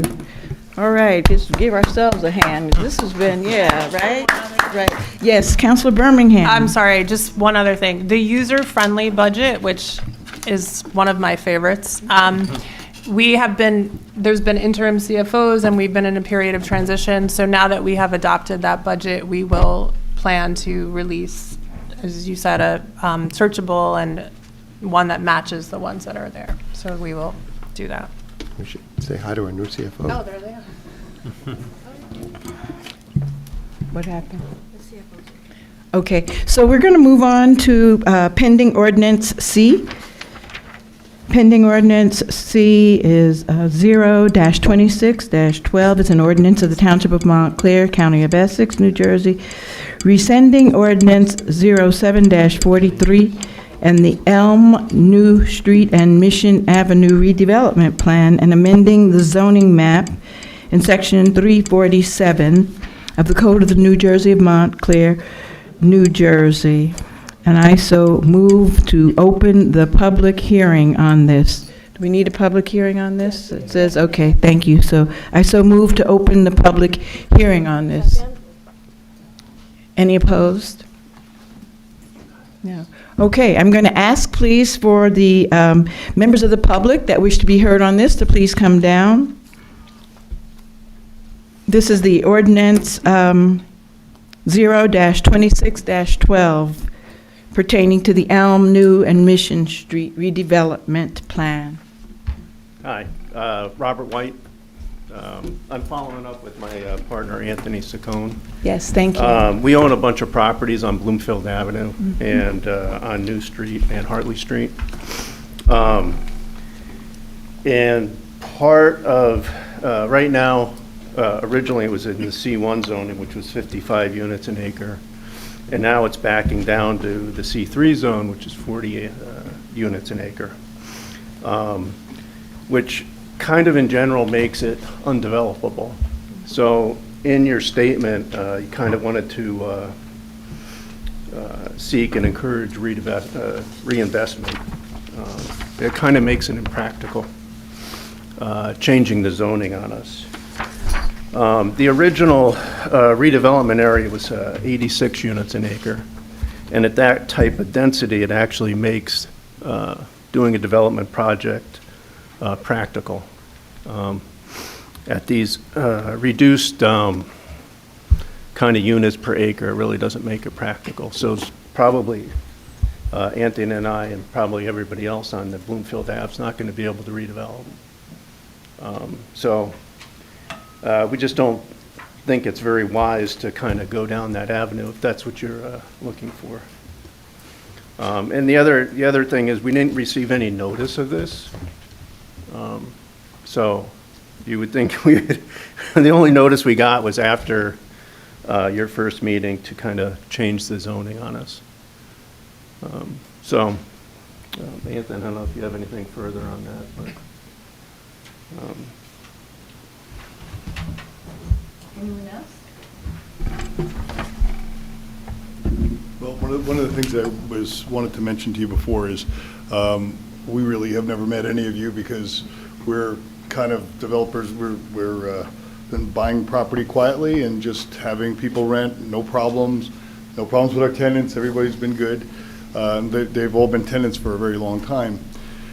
And it's something where if we were able to do this development, what we've talked to our tenants about was being able to say that they could stay in their spaces with the new development prospects, because we'd be able to produce approximately 20 low-income housing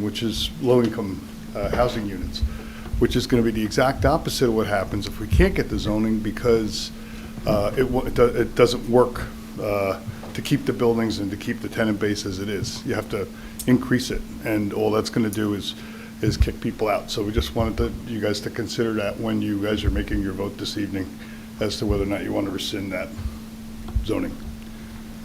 Thank you. Are there others who wish to come and be heard?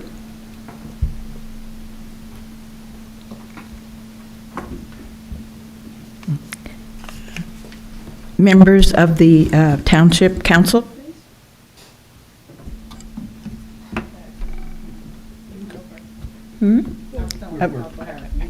Did you? Okay, all righty. Councilor Harrison? First, let me move an ordinance of the Township of Montclair rescinding ordinance 07-43 in the Elm New Mission microphone. An ordinance rescinding ordinance 07-43 in the Elm New Street Mission Area redevelopment plan and amending the zoning map in section 347 of the zoning code of the Township of Montclair. I so move. Second. Okay. Let me do a bunch of things here. This was a redevelopment plan adopted almost 20 years ago that has, apart from the Bullock School, has seen one building built. That building on Hartley Street, consistent with the redevelopment plan, is a multi-story, multi-unit building that is totally out of character with the other development on New Street, and it is what the proposed ordinance is trying to avoid happening. The area before the redevelopment plan on the side streets was zoned R2. This is returning those side streets to an R2 zone, which is consistent. The redevelopment plan was somewhat peculiar.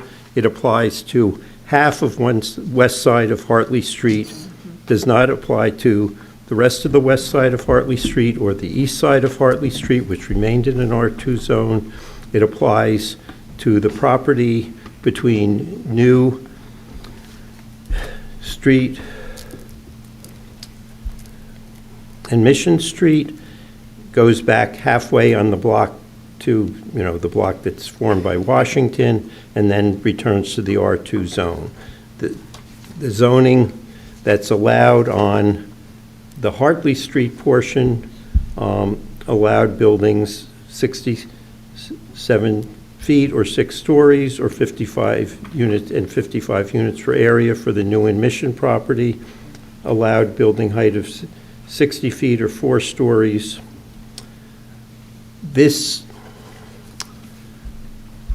Let's start with the side streets. the side streets are R2, the existing character of development on those streets is R2. We had one person in the public come up about how nice Montague is to ride on. That's another R2 zone. Yes, very nice. I don't know why we would want to allow another on the side streets, another building like what was approved on Hartley Street to be built that is totally out of character with the neighborhood. This is a neighborhood that is very dense currently. If you want to talk about transit villages, and for 3 years of my life I spent running around advocating for them, and if we want to have a discussion in town about transit villages, let's talk about the parking lots at Walnut Street, Watchung, and Bellevue Avenue as places that are, one, heat islands, and two, the ideal place where development should be occurring. Then we can talk about an already dense neighborhood and whether additional density. In terms of the properties on Bloomfield Avenue, having 6-story buildings along that stretch just does not make any sense to me. We are proposing here the same zoning that applies along Glen Ridge Avenue and Church Street, also much more part of the central business district, and is very consistent with what I think makes sense for the zoning there. I am not looking for the area to be redeveloped. If you want to know, this is an area that has been the same, Could it be redeveloped and 6-story buildings along Bloomfield Avenue? Sure. I do not think that's a desirable result because those buildings are going to totally dominate the R2 existing houses that will be behind them and make it's just not good zoning to have a 6-story building against an R2 zone that has been there for decades and decades. It's part of the historic development pattern in the town. And to have an adverse impact on that, I think, is inexcusable, and I think the proposed ordinance is what makes the most planning sense for the area. Thank you, Councilor Harrison. Deputy Mayor? I am really not, I agree with rescinding the redevelopment plan. I think 6 stories is much too large for this area of town. And the fact that nothing's been built there except for the school for almost 20 years gives me pause as to what some of the reasons might be. That being said, I would not be in favor of having the buildings, the lots on Bloomfield Avenue revert to a C3. I think the planning board originally recommended a new CD zone where the maximum stories would be 4. I'm not really sure why do we want to have those buildings have a maximum story of 3? I'm just not super clear on why we should have that. And, would the original, I do have questions. Would having, allowing an additional story, would that perhaps encourage more, better development? So I think that I just, while I am in favor generally of rescinding the redevelopment plan, I'm not in favor of replacing it with what's being proposed here. Okay, anyone else? Sure. Okay, I'm sorry. Let Councilor D'Amato go after him. Councilor D'Amato? Yeah, I just think that, as I said at our last meeting, which was, videoed, but we were upstairs and it wasn't very easy to hear on the tape. I just think it's a sad slapdash, remedy for a redevelopment area that was sad and slapdash, and that this ordinance basically is not a fair representation of what happened. It's not an honest recounting of the history here. And crucially, when you make a mistake, you kind of should own up, and it's in sort of the passive tense. And I don't like redevelopment areas. I like traditional zoning. I think it's good. If you're going to have zoning, you do it right. Don't make special little deals everywhere and do all this. And so it failed. That failed. And we should own up to that as a town, that we tried this thing and it didn't work. and there's been like no real attempt to learn from that. The planning board, on which I sit as one of the designees of the council, went through a process of trying to come up with a better solution to this. That was a deliberative process. A large body of well-intentioned volunteers did the work, and the planning department came up with a proposal that the planning board in good cheer and honestly weighed and then approved, and it was just completely ignored, and then we were given something, sort of handed something, and now it's as if that never happened. And I just don't appreciate that, and I finally think that this literally is not in keeping with the master plan, and that's okay. In other words, like, if we own up to it. So the master plan is very clear that, it says 4 stories in this area which abuts the key transit node. And now I'm totally sympathetic on both, community grounds and aesthetic grounds with the idea that that corridor should be 3 stories. I think that that's totally reasonable, especially given, the abutting of the R2 zone and whatnot. But you do have to go through the work of explaining what is going on, what happened, why we're doing this, and it can't just be, flim. And then, I do not know these gentlemen, but, and it is not my job to look out for your bottom line, to be blunt, but I do think it's a little not fair pull that somebody is not even, given adequate notice that there's a big taking, from them. So it's just, I don't like the process here, and I know we say that a lot. I genuinely am focused on not on the outcome. And so I will vote no, knowing that it'll probably pass. And at a minimum, I would just hope that it makes us more mindful of basically that the redevelopment process, it's just always losing. It seems like tonight we're going to deal with 3 different redevelopment areas, all of which are problematic, that we went in with great hopes, and that at the end we were kind of left holding the bag. And so that's what I would just hope, that we're going to take the loss here, and and just that we don't memory hole the whole thing. So that's where I am.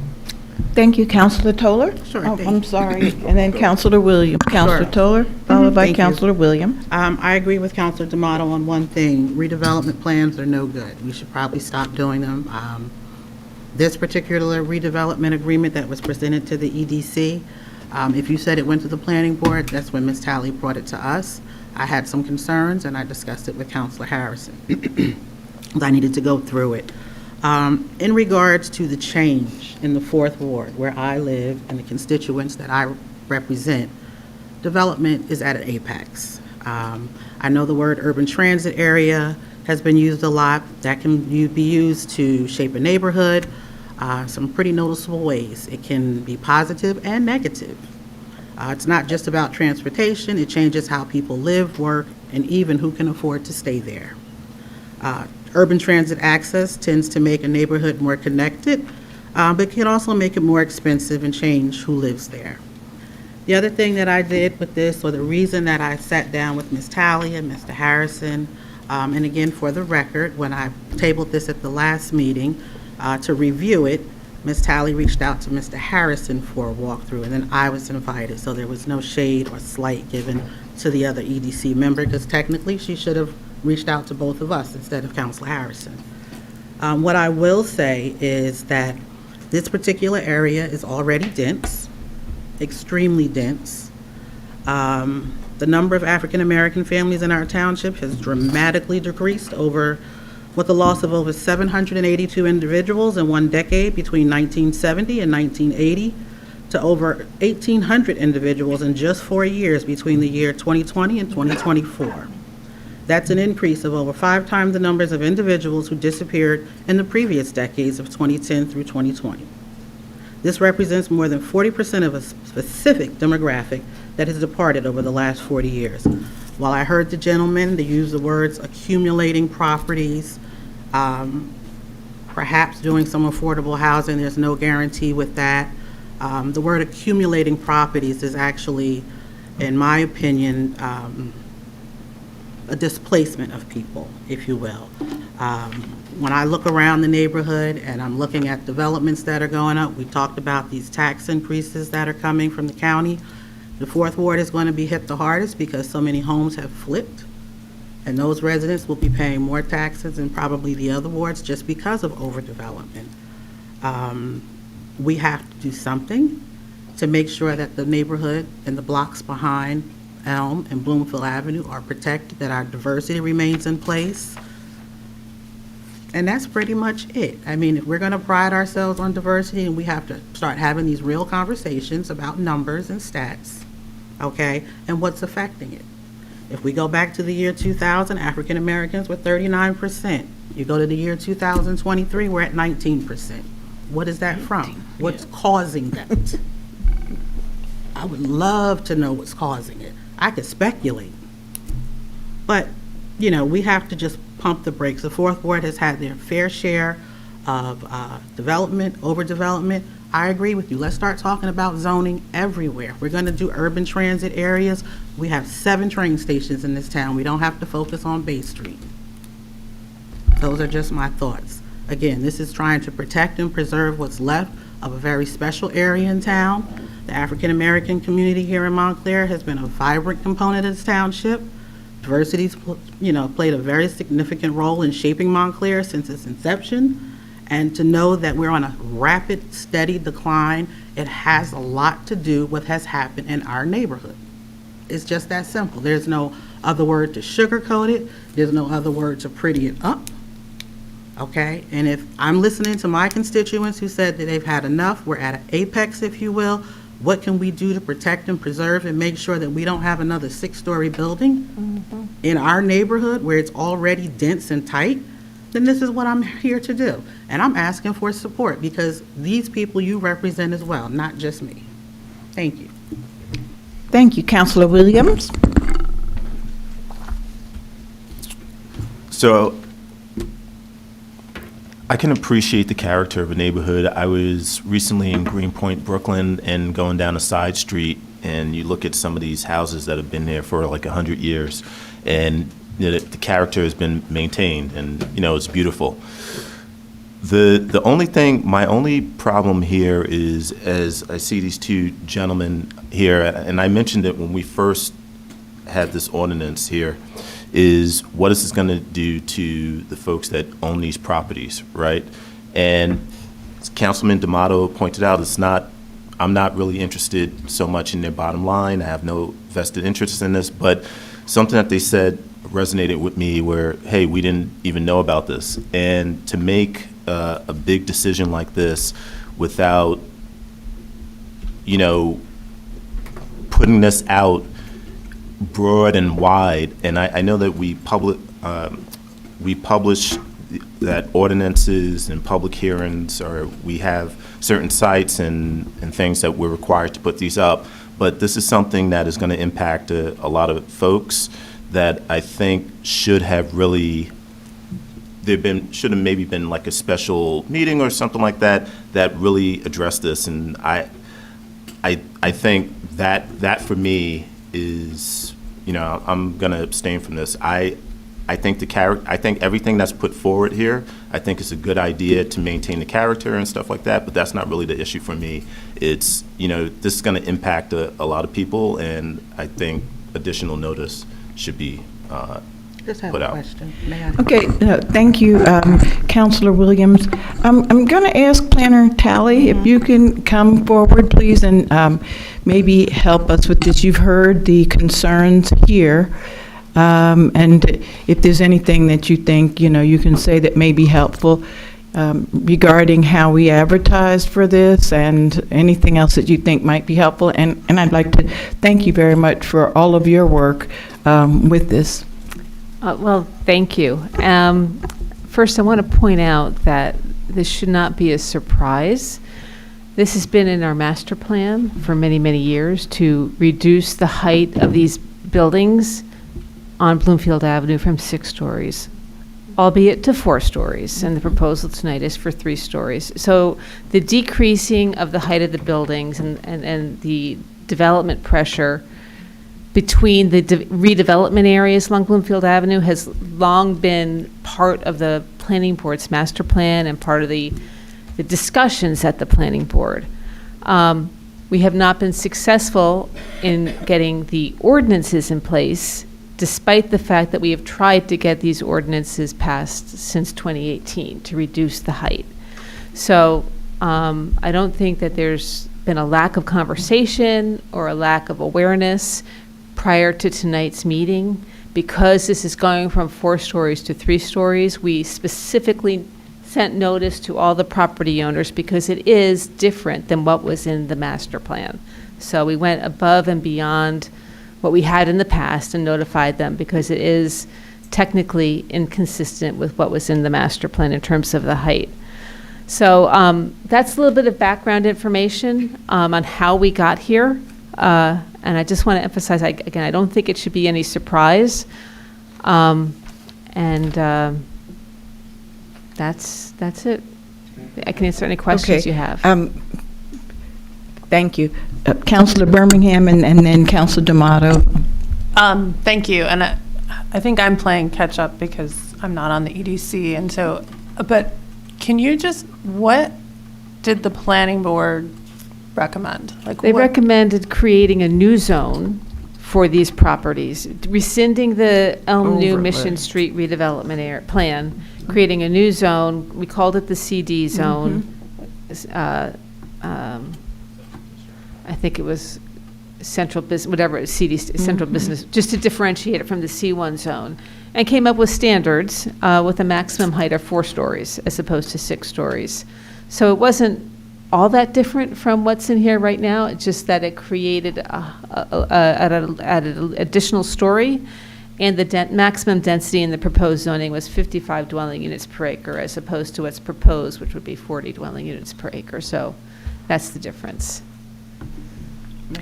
Councilor D'Amato. And why did the redevelopment area fail? Was it because of the parking minimums, the shapes of the lots? I don't think it was not a well-crafted redevelopment plan. I think it created certain visuals for the Bullock School, which again was helpful, but for the individual properties, they're small. You don't have large redevelopment areas like you do in the other redevelopment areas where you can have meaningful change. All of the properties in this are small. And when you have those individual lots that small, there's not a lot of opportunity for large projects, just small changes, which happen anyway under the C1 zone or whatever zone. So for various reasons, there's been very little development in this area. There's no opportunity for centralized parking, whatever parking would have to be already provided in the area that it relied upon. So, and there were some property owners where development could occur who chose not to develop their, it was a decision. Yes. And so I'm going to just share my opinion. I'm very much in favor of this, and I like moving to the 3 stories. I have very specifically spent quite a bit of time there. First of all, I grew up there, and I've been in this area for more years than I want to talk about, and I'm very familiar with the density, and I'm very familiar with the makeup of the people that are in that area. We have 2 schools, we have a middle school, we have an elementary school, and then we have 2 pre-K schools that have children from 6 months up to like 4 years old or 5 in one of them, and they're all very densely populated in that area. And so my preference is to try to bring this down and to not put more density in there for many, many reasons. First of all, the parking is a problem. Second of all, the streets that we're trying to move towards and not have shadows on them are actually going in the area of 2 families, which we have in our master plan, which is what we want to get to. So the side streets there, we want them to have 2-family residence for people. We've identified that the missing housing that we need more of in this area for affordability, and just because we don't have enough 2-family housing in Montclair, it would be 2 families. So in order for us to get there, we have to have a plan that is going to gracefully be consistent with what's there without having shadows on them, so that it's not appealing for the people that are living there. So I very much encourage people to just envision or go by there on the rush hour when children are being dropped off to school and in the evening, and there is no real parking per se. And now you visualize the opposite side of the street, and we have possibly a very wonderful plan that will be coming to Lackawanna at some point in time. And you have the Firestone, very busy and heavily traversed operation on the corner there. So I'm very much in favor of trying to bring the density down. Yes, I understand when we decided to call the area around the Bay Street train station a transit village. I understand what our intention, was, and to some degree, we were able to accomplish some of the things that we wanted. But at this point in time, I think that I am more in favor of trying to protect the safety and well-being of all of the people who will be in a very small area at one time than I am, whether we're calling this transit village or whether, whatever the terms are we might want to. So for that reason, I'm very much in favor of bringing it down. May I? Yes, Councilor Toller. Thank you. And I was going to mention that this particular area, this corner, Lackawanna would be right across the street. The density from Lackawanna, we wouldn't see sunlight on those 4 corners for after this. That's it. If we don't make a drastic change to make sure that we're protecting and preserving some parts of the neighborhood where we can still have some sunlight. That would be nice, as well as our neighbors. A lot of change has happened, as I stated.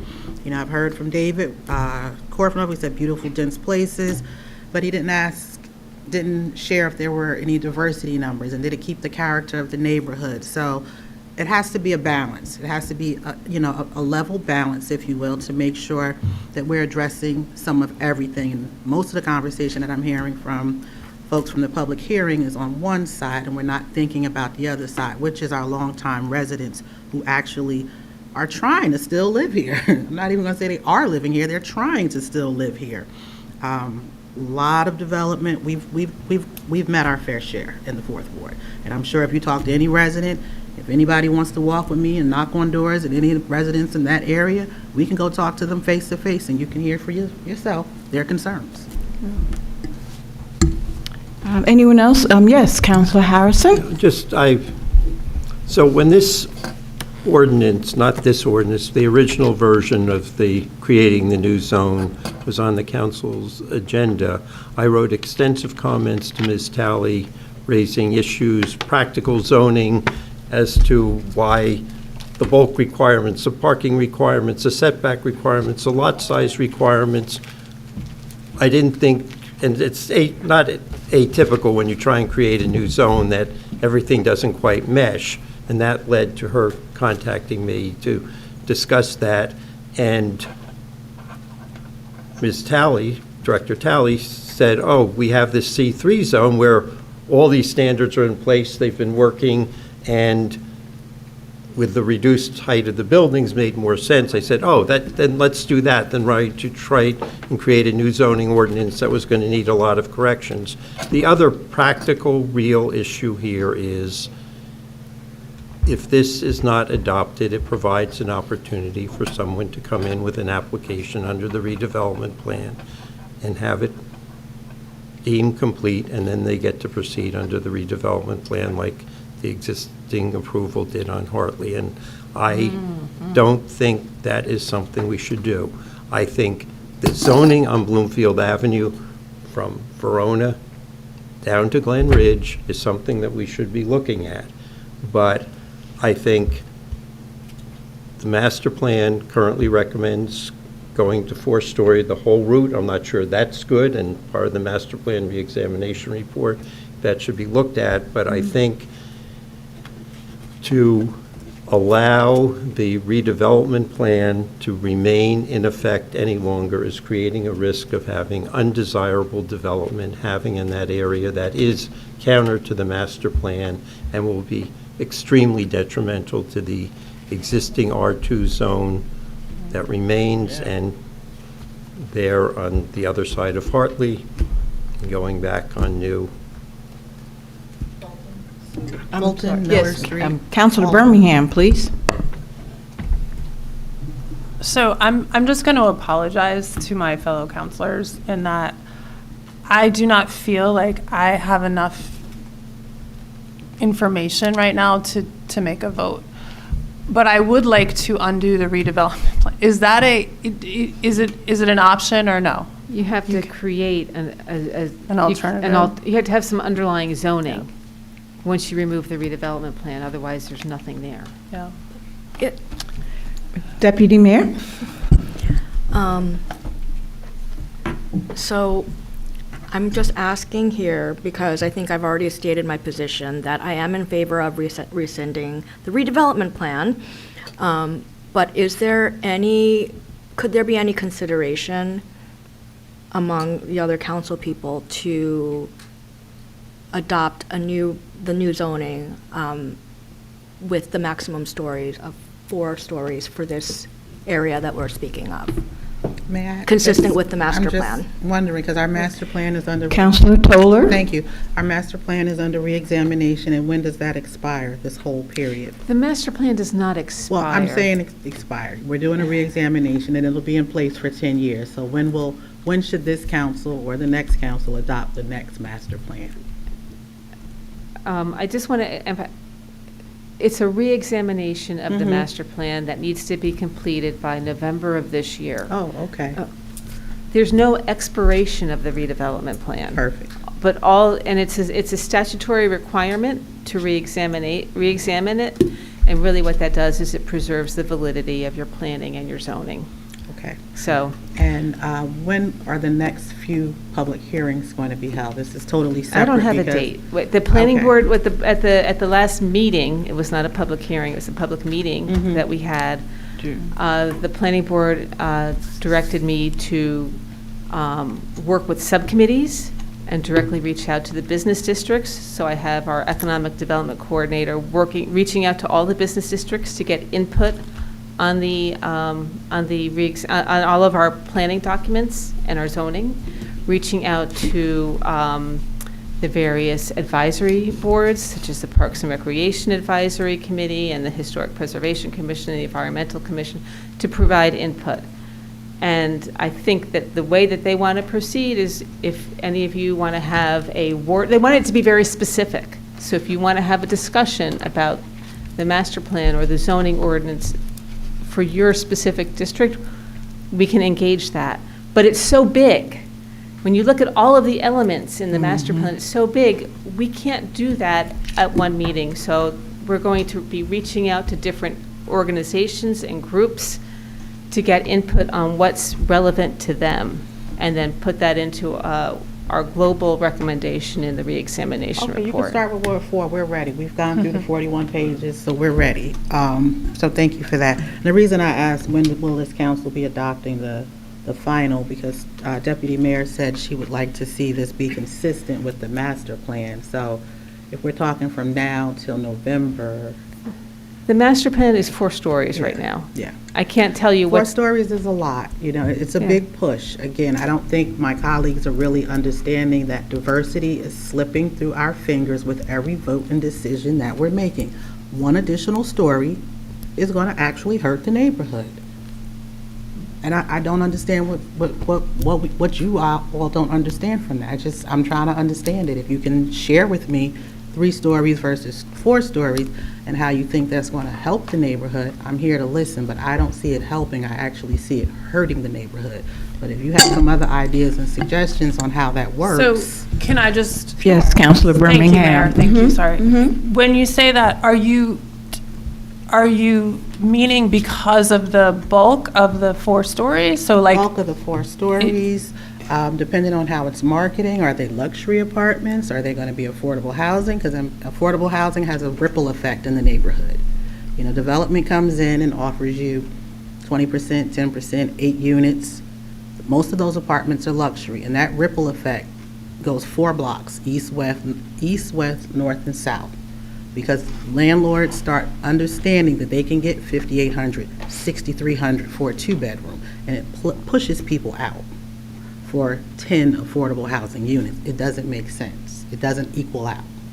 So the more units you get, you're going to have more luxury than affordable. And those few affordable units that perhaps we get 10 out of a unit, development, the rest of the neighborhood is gone. Everybody else is going to start advertising for luxury, and I've seen it happen. There are apartments around the corner from me for $6,300 for a 2-bedroom. yeah.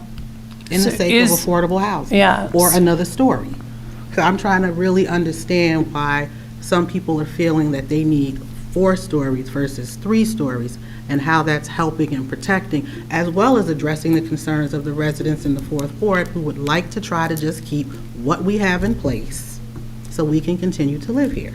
I'm trying to understand the difference in 1 story, if someone can share. Let me follow up with answering that. I mean, what originally brought... Counselor Harrison, were you finished? Yeah. Counselor Birmingham? Right, I mean, I'm just wondering, like, again, I wanted to just ask, is 3 stories and the 4th story is setback? You know, like, if there are concerns around There's visually, concerns around is there- flooding. yeah. There's concerns I know, around who's going to monitor yeah. a catch basin. There's concerns around stormwater. There's concerns around heat islands. There's concerns around sunlight.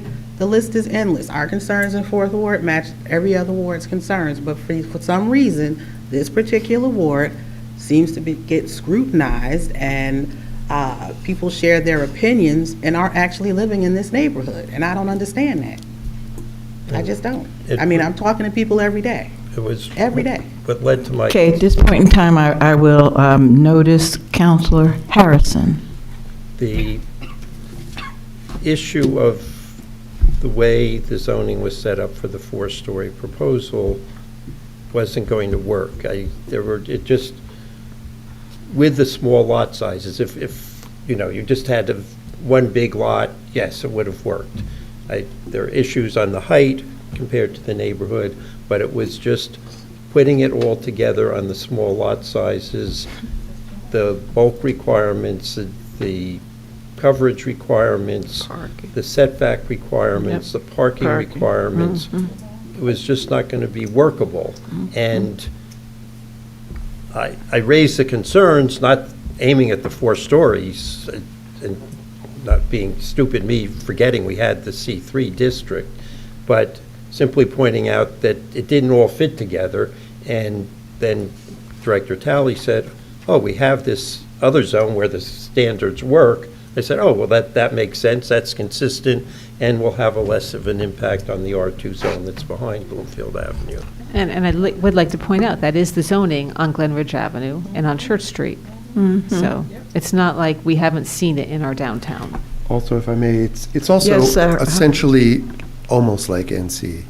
I mean, this is what we're looking at, is that one side of Bloomfield Avenue, the south side, or a certain portion of it, fits more in character with the neighborhood commercial zone, which is the zoning default in most of the other, dense commercial districts in town. Not Walnut Street, which weirdly is light industrial, bizarre, weirdly. That's because of its industrial history, yeah. It's strange history, but when you look at it, like, this is why I'm sympathetic, totally. Like, it is really just a process thing, that side of the street is, it's true.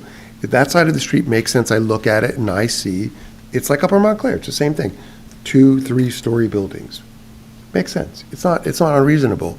And in fact, I mean, the key thing, this is a good conversation, by the way, is that this, as you say, Councilor Troller, like, 4th Ward is closed for business, for development. That's fine. I don't care.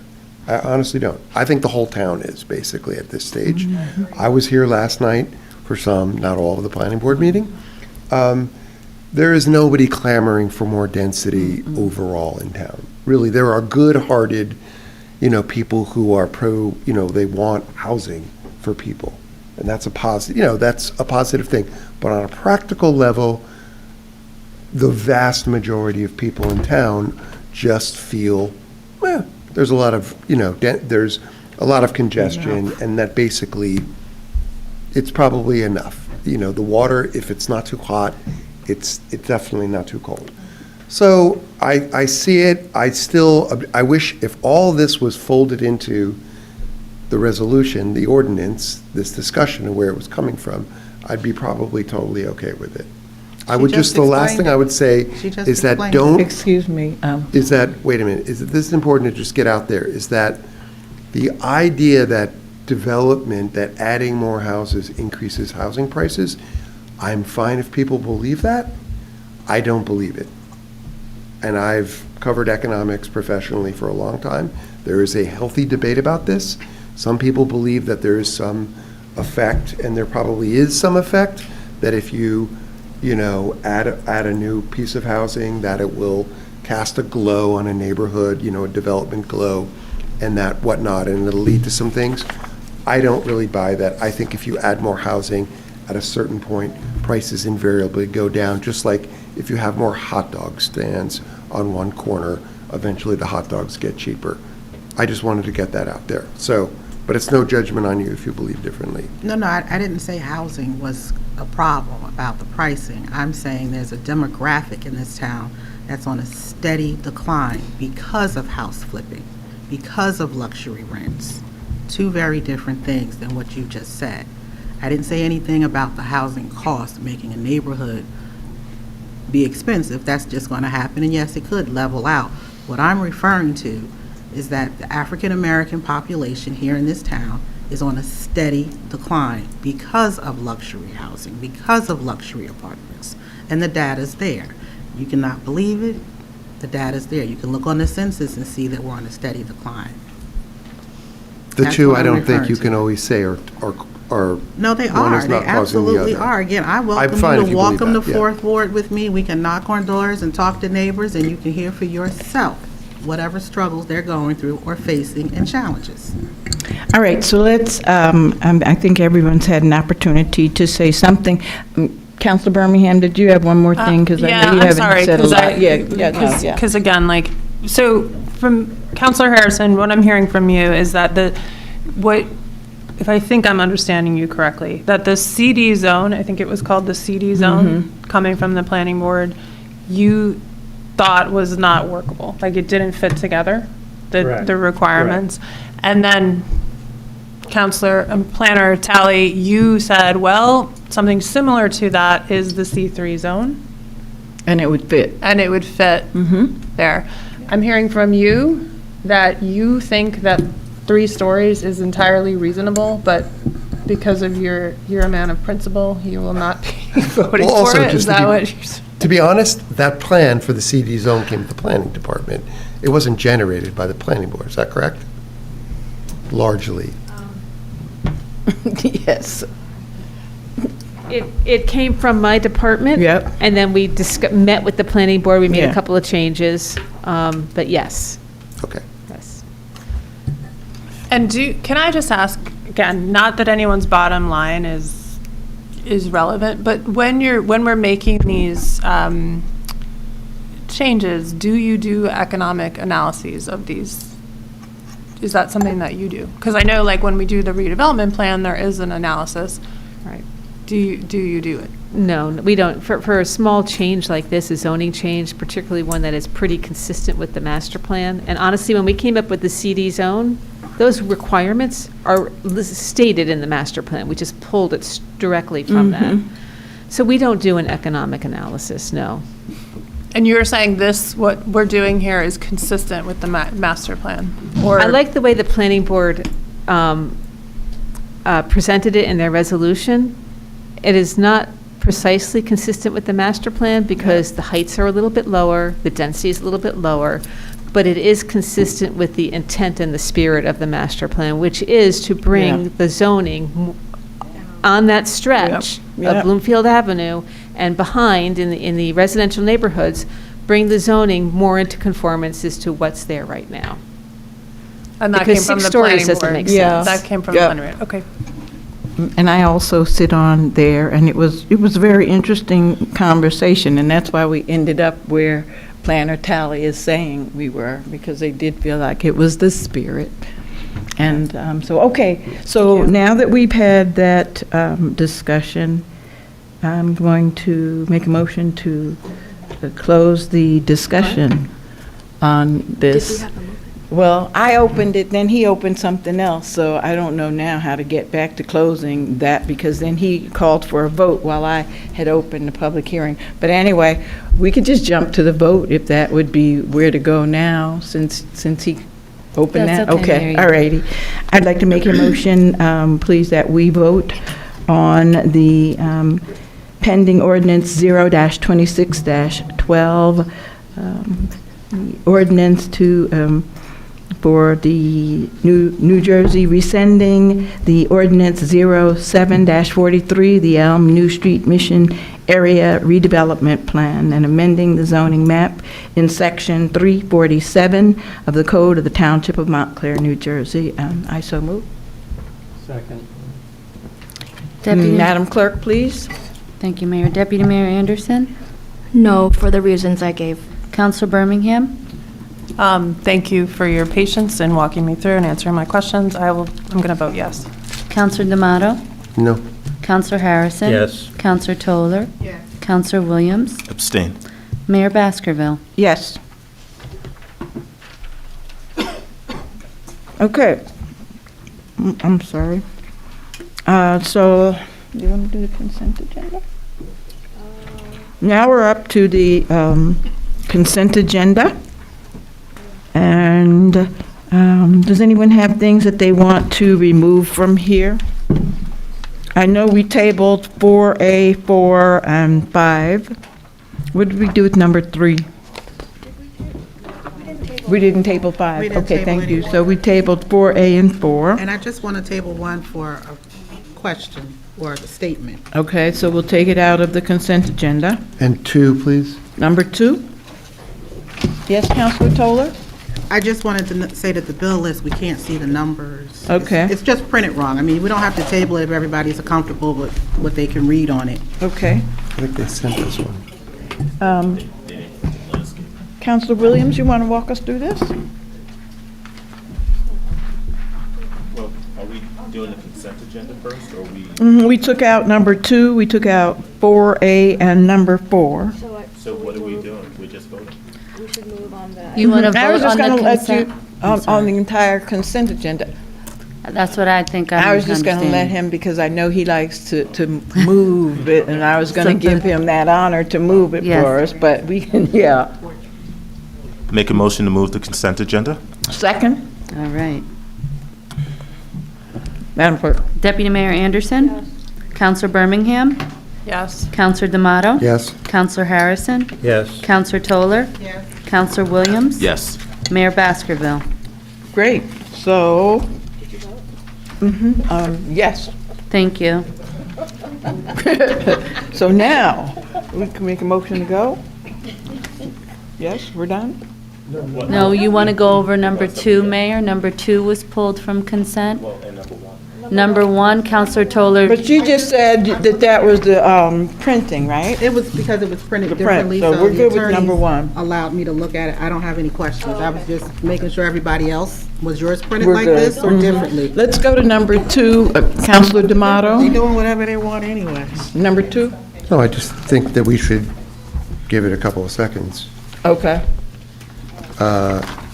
So I can move the resolution authorizing introduction and approval of the 2026 budget for the Montclair Center Business Improvement District. And I so move. Second. Maybe I can ask Interim Director Gleason? And the President? The President, yeah.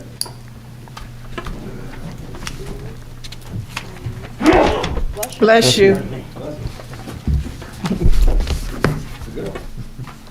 gentlemen. Hey, good evening. Good evening.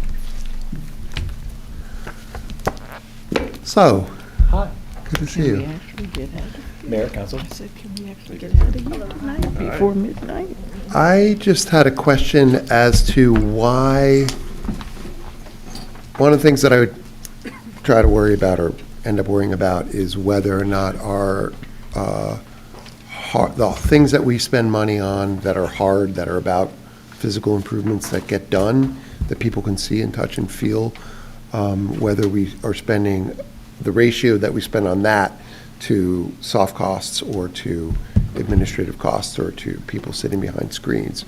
And I did see that in the budget for this year, it has changed a little bit that, like, for example, beautification budget went down and the advertising budget went up.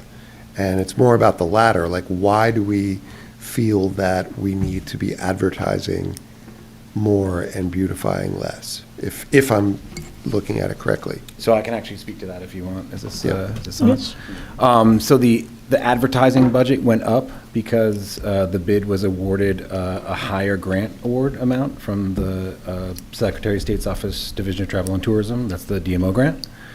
So that's why. And in terms of the beautification cost, the bid planted some evergreen plantings in this last year, so didn't need to spend money on doing annual plantings. And I believe that's a direct correlation there. And then what is that, and the advertising also is paying for a role, is that correct? Yes. Or it's paying for a position? It is. And Currently, that position's being filled by a contractor. by contractor, okay. Who, explain the advertising a little bit, like how does the bid advertise? Sure. You mean like? Yeah, like how are we trying to draw people and like how does that work? You mean conceptually or like actual, like how, like print, digital, like that kind of stuff? However you want to summarize it. Sure. It's a mixture of different mediums. Primarily, I think digital is definitely the way to go. There's a lot more tangibles in terms of how to track that. In terms of like actually looking at the metrics and analytics of it. I don't want to say print is a dead medium, but print is somewhat of a dead medium these days. Yeah, it's in somewhat of a death spiral. That's a good way to put it, Councilor Birmingham. I think the investments in print are certainly not as heavy and aren't looked at as favorably. I think the bid has invested pretty heavily, specifically with the DMO grant, on doing, I don't know if I'd call it billboard advertising, but advertising with New Jersey Transit.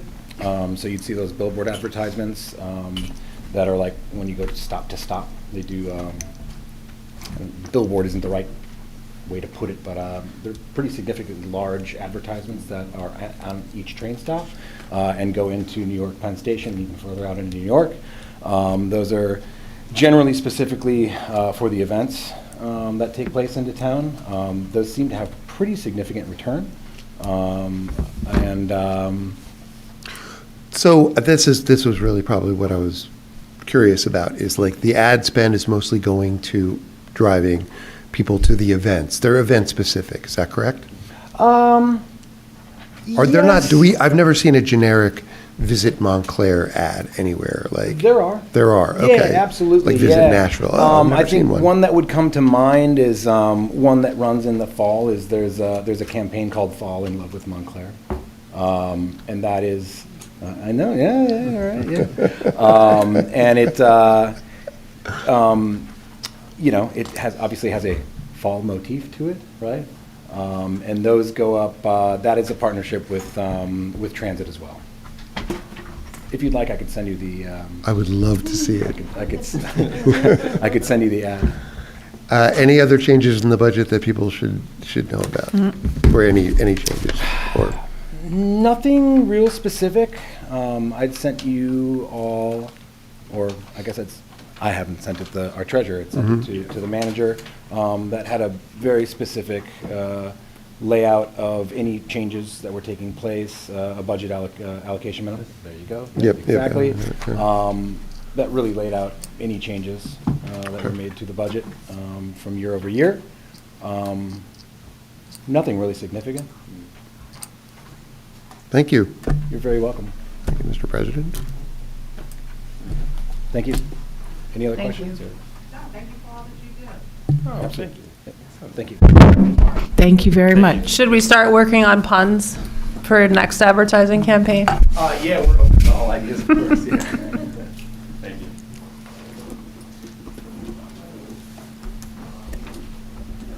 you. Okay, was that the only other one? Do we have any further discussion on number 2? Roll call, please. Deputy Mayor Anderson? Yes. Counselor Birmingham? Yes. Counselor D'Amato? Yes. Counselor Harrison? Yes. Counselor Toller? Yes. Counselor Williams? Yes. Mayor Baskerville? Yes, thank you. Okay, so I asked the council members earlier today about adding on urgent resolution that came to us from Dr. Johnson, a resolution authorizing application for a Municipal Efficiency Review Program grant. And so Deputy Mayor is going to tell us a little bit about that. Did anybody have a chance to look at it at all, and has she spoken to you? Because it is time sensitive, and I think it's very, very important that we do this, and it will really help us in terms of process and procedures and the way we're doing these things. So I'm recommending that, and I know we don't normally put things on like this, but because it's a time-sensitive thing, and because I think that it will definitely overall assist us, I'm recommending that we move forward with this. And Deputy Mayor? Yeah, Yes, I'm sorry, yes.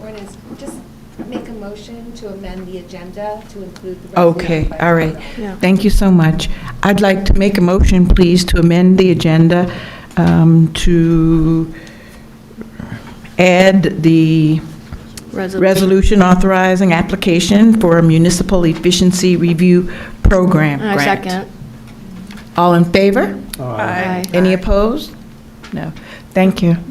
Okay, Mayor. yes, Deputy. Just to add to what the mayor has said, this is an opportunity to get a state grant it's called the Management and Enhancement Review Program, and the project that was proposed by the Director of Sustainability is to, if we were selected to get this money, is to conduct a 6-month operational review of our shade tree management and related functions.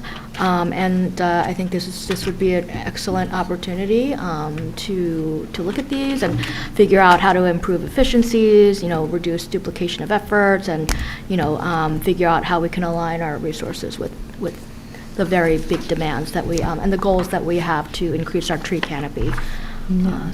And it's so timely, right? We're going to review, the grant will help us to review all the ordinances we have, procurement practices, and all of those types of things that we've been talking about. And so in terms of the grant, probably want to know what financially would be expected of the municipality. Township, $60,000 is what we're requesting from the grant, and the municipality would be responsible for $15,000, which it's been identified already, though, so it's not like we're out here looking for it. It's been identified through the USDA tree canopy grant, so we're looking good in terms of the resources for it, and I just think it's a win-win. So you moved it? I moved. A second? May I? Yes. I just wanted to know, are we able to make any substantive changes if I tell you what they are? Do you have a copy? Oh, yes. Did you pass her this if she wants? Yeah, I know, Mayor was supposed to Okay. do that, pull that back. I'm so sorry. You're correct. I was supposed to add this. No,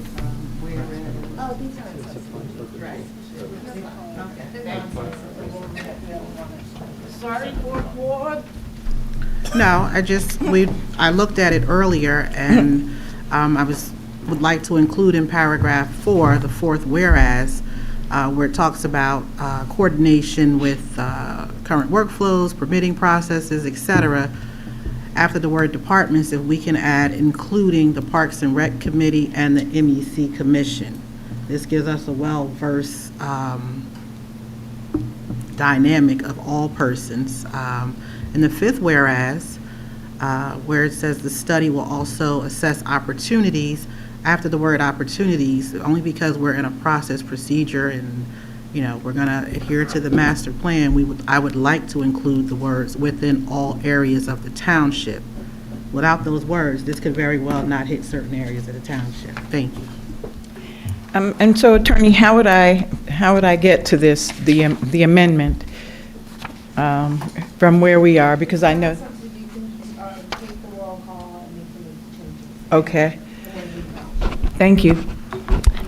Madam Clerk, please. Deputy Mayor Anderson, Yes. Counselor Birmingham, Yes. Counselor D'Amato, Yes. Counselor Harrison, Yes. Counselor Toller, Yes. Counselor Williams, Yes. Mayor Baskerville. Yes, thank you. So now I'd like to make a motion to amend. To Or we adjourn? just, it's already done. She wrote it down. You wrote it down already? You have it down already? I'm going to get it from the attorney. Okay, okay, all right. And so, yeah, I'd like to thank the Director of Sustainability for all the time that she puts into this and all the hard work that she does, and she's always helping us to find grants. And we went to get a grant yesterday for our clean streets, and so I just want to shout out and let everyone know that she's doing a great job. I certainly appreciate it. All right. I'd like to make a motion to adjourn. Second.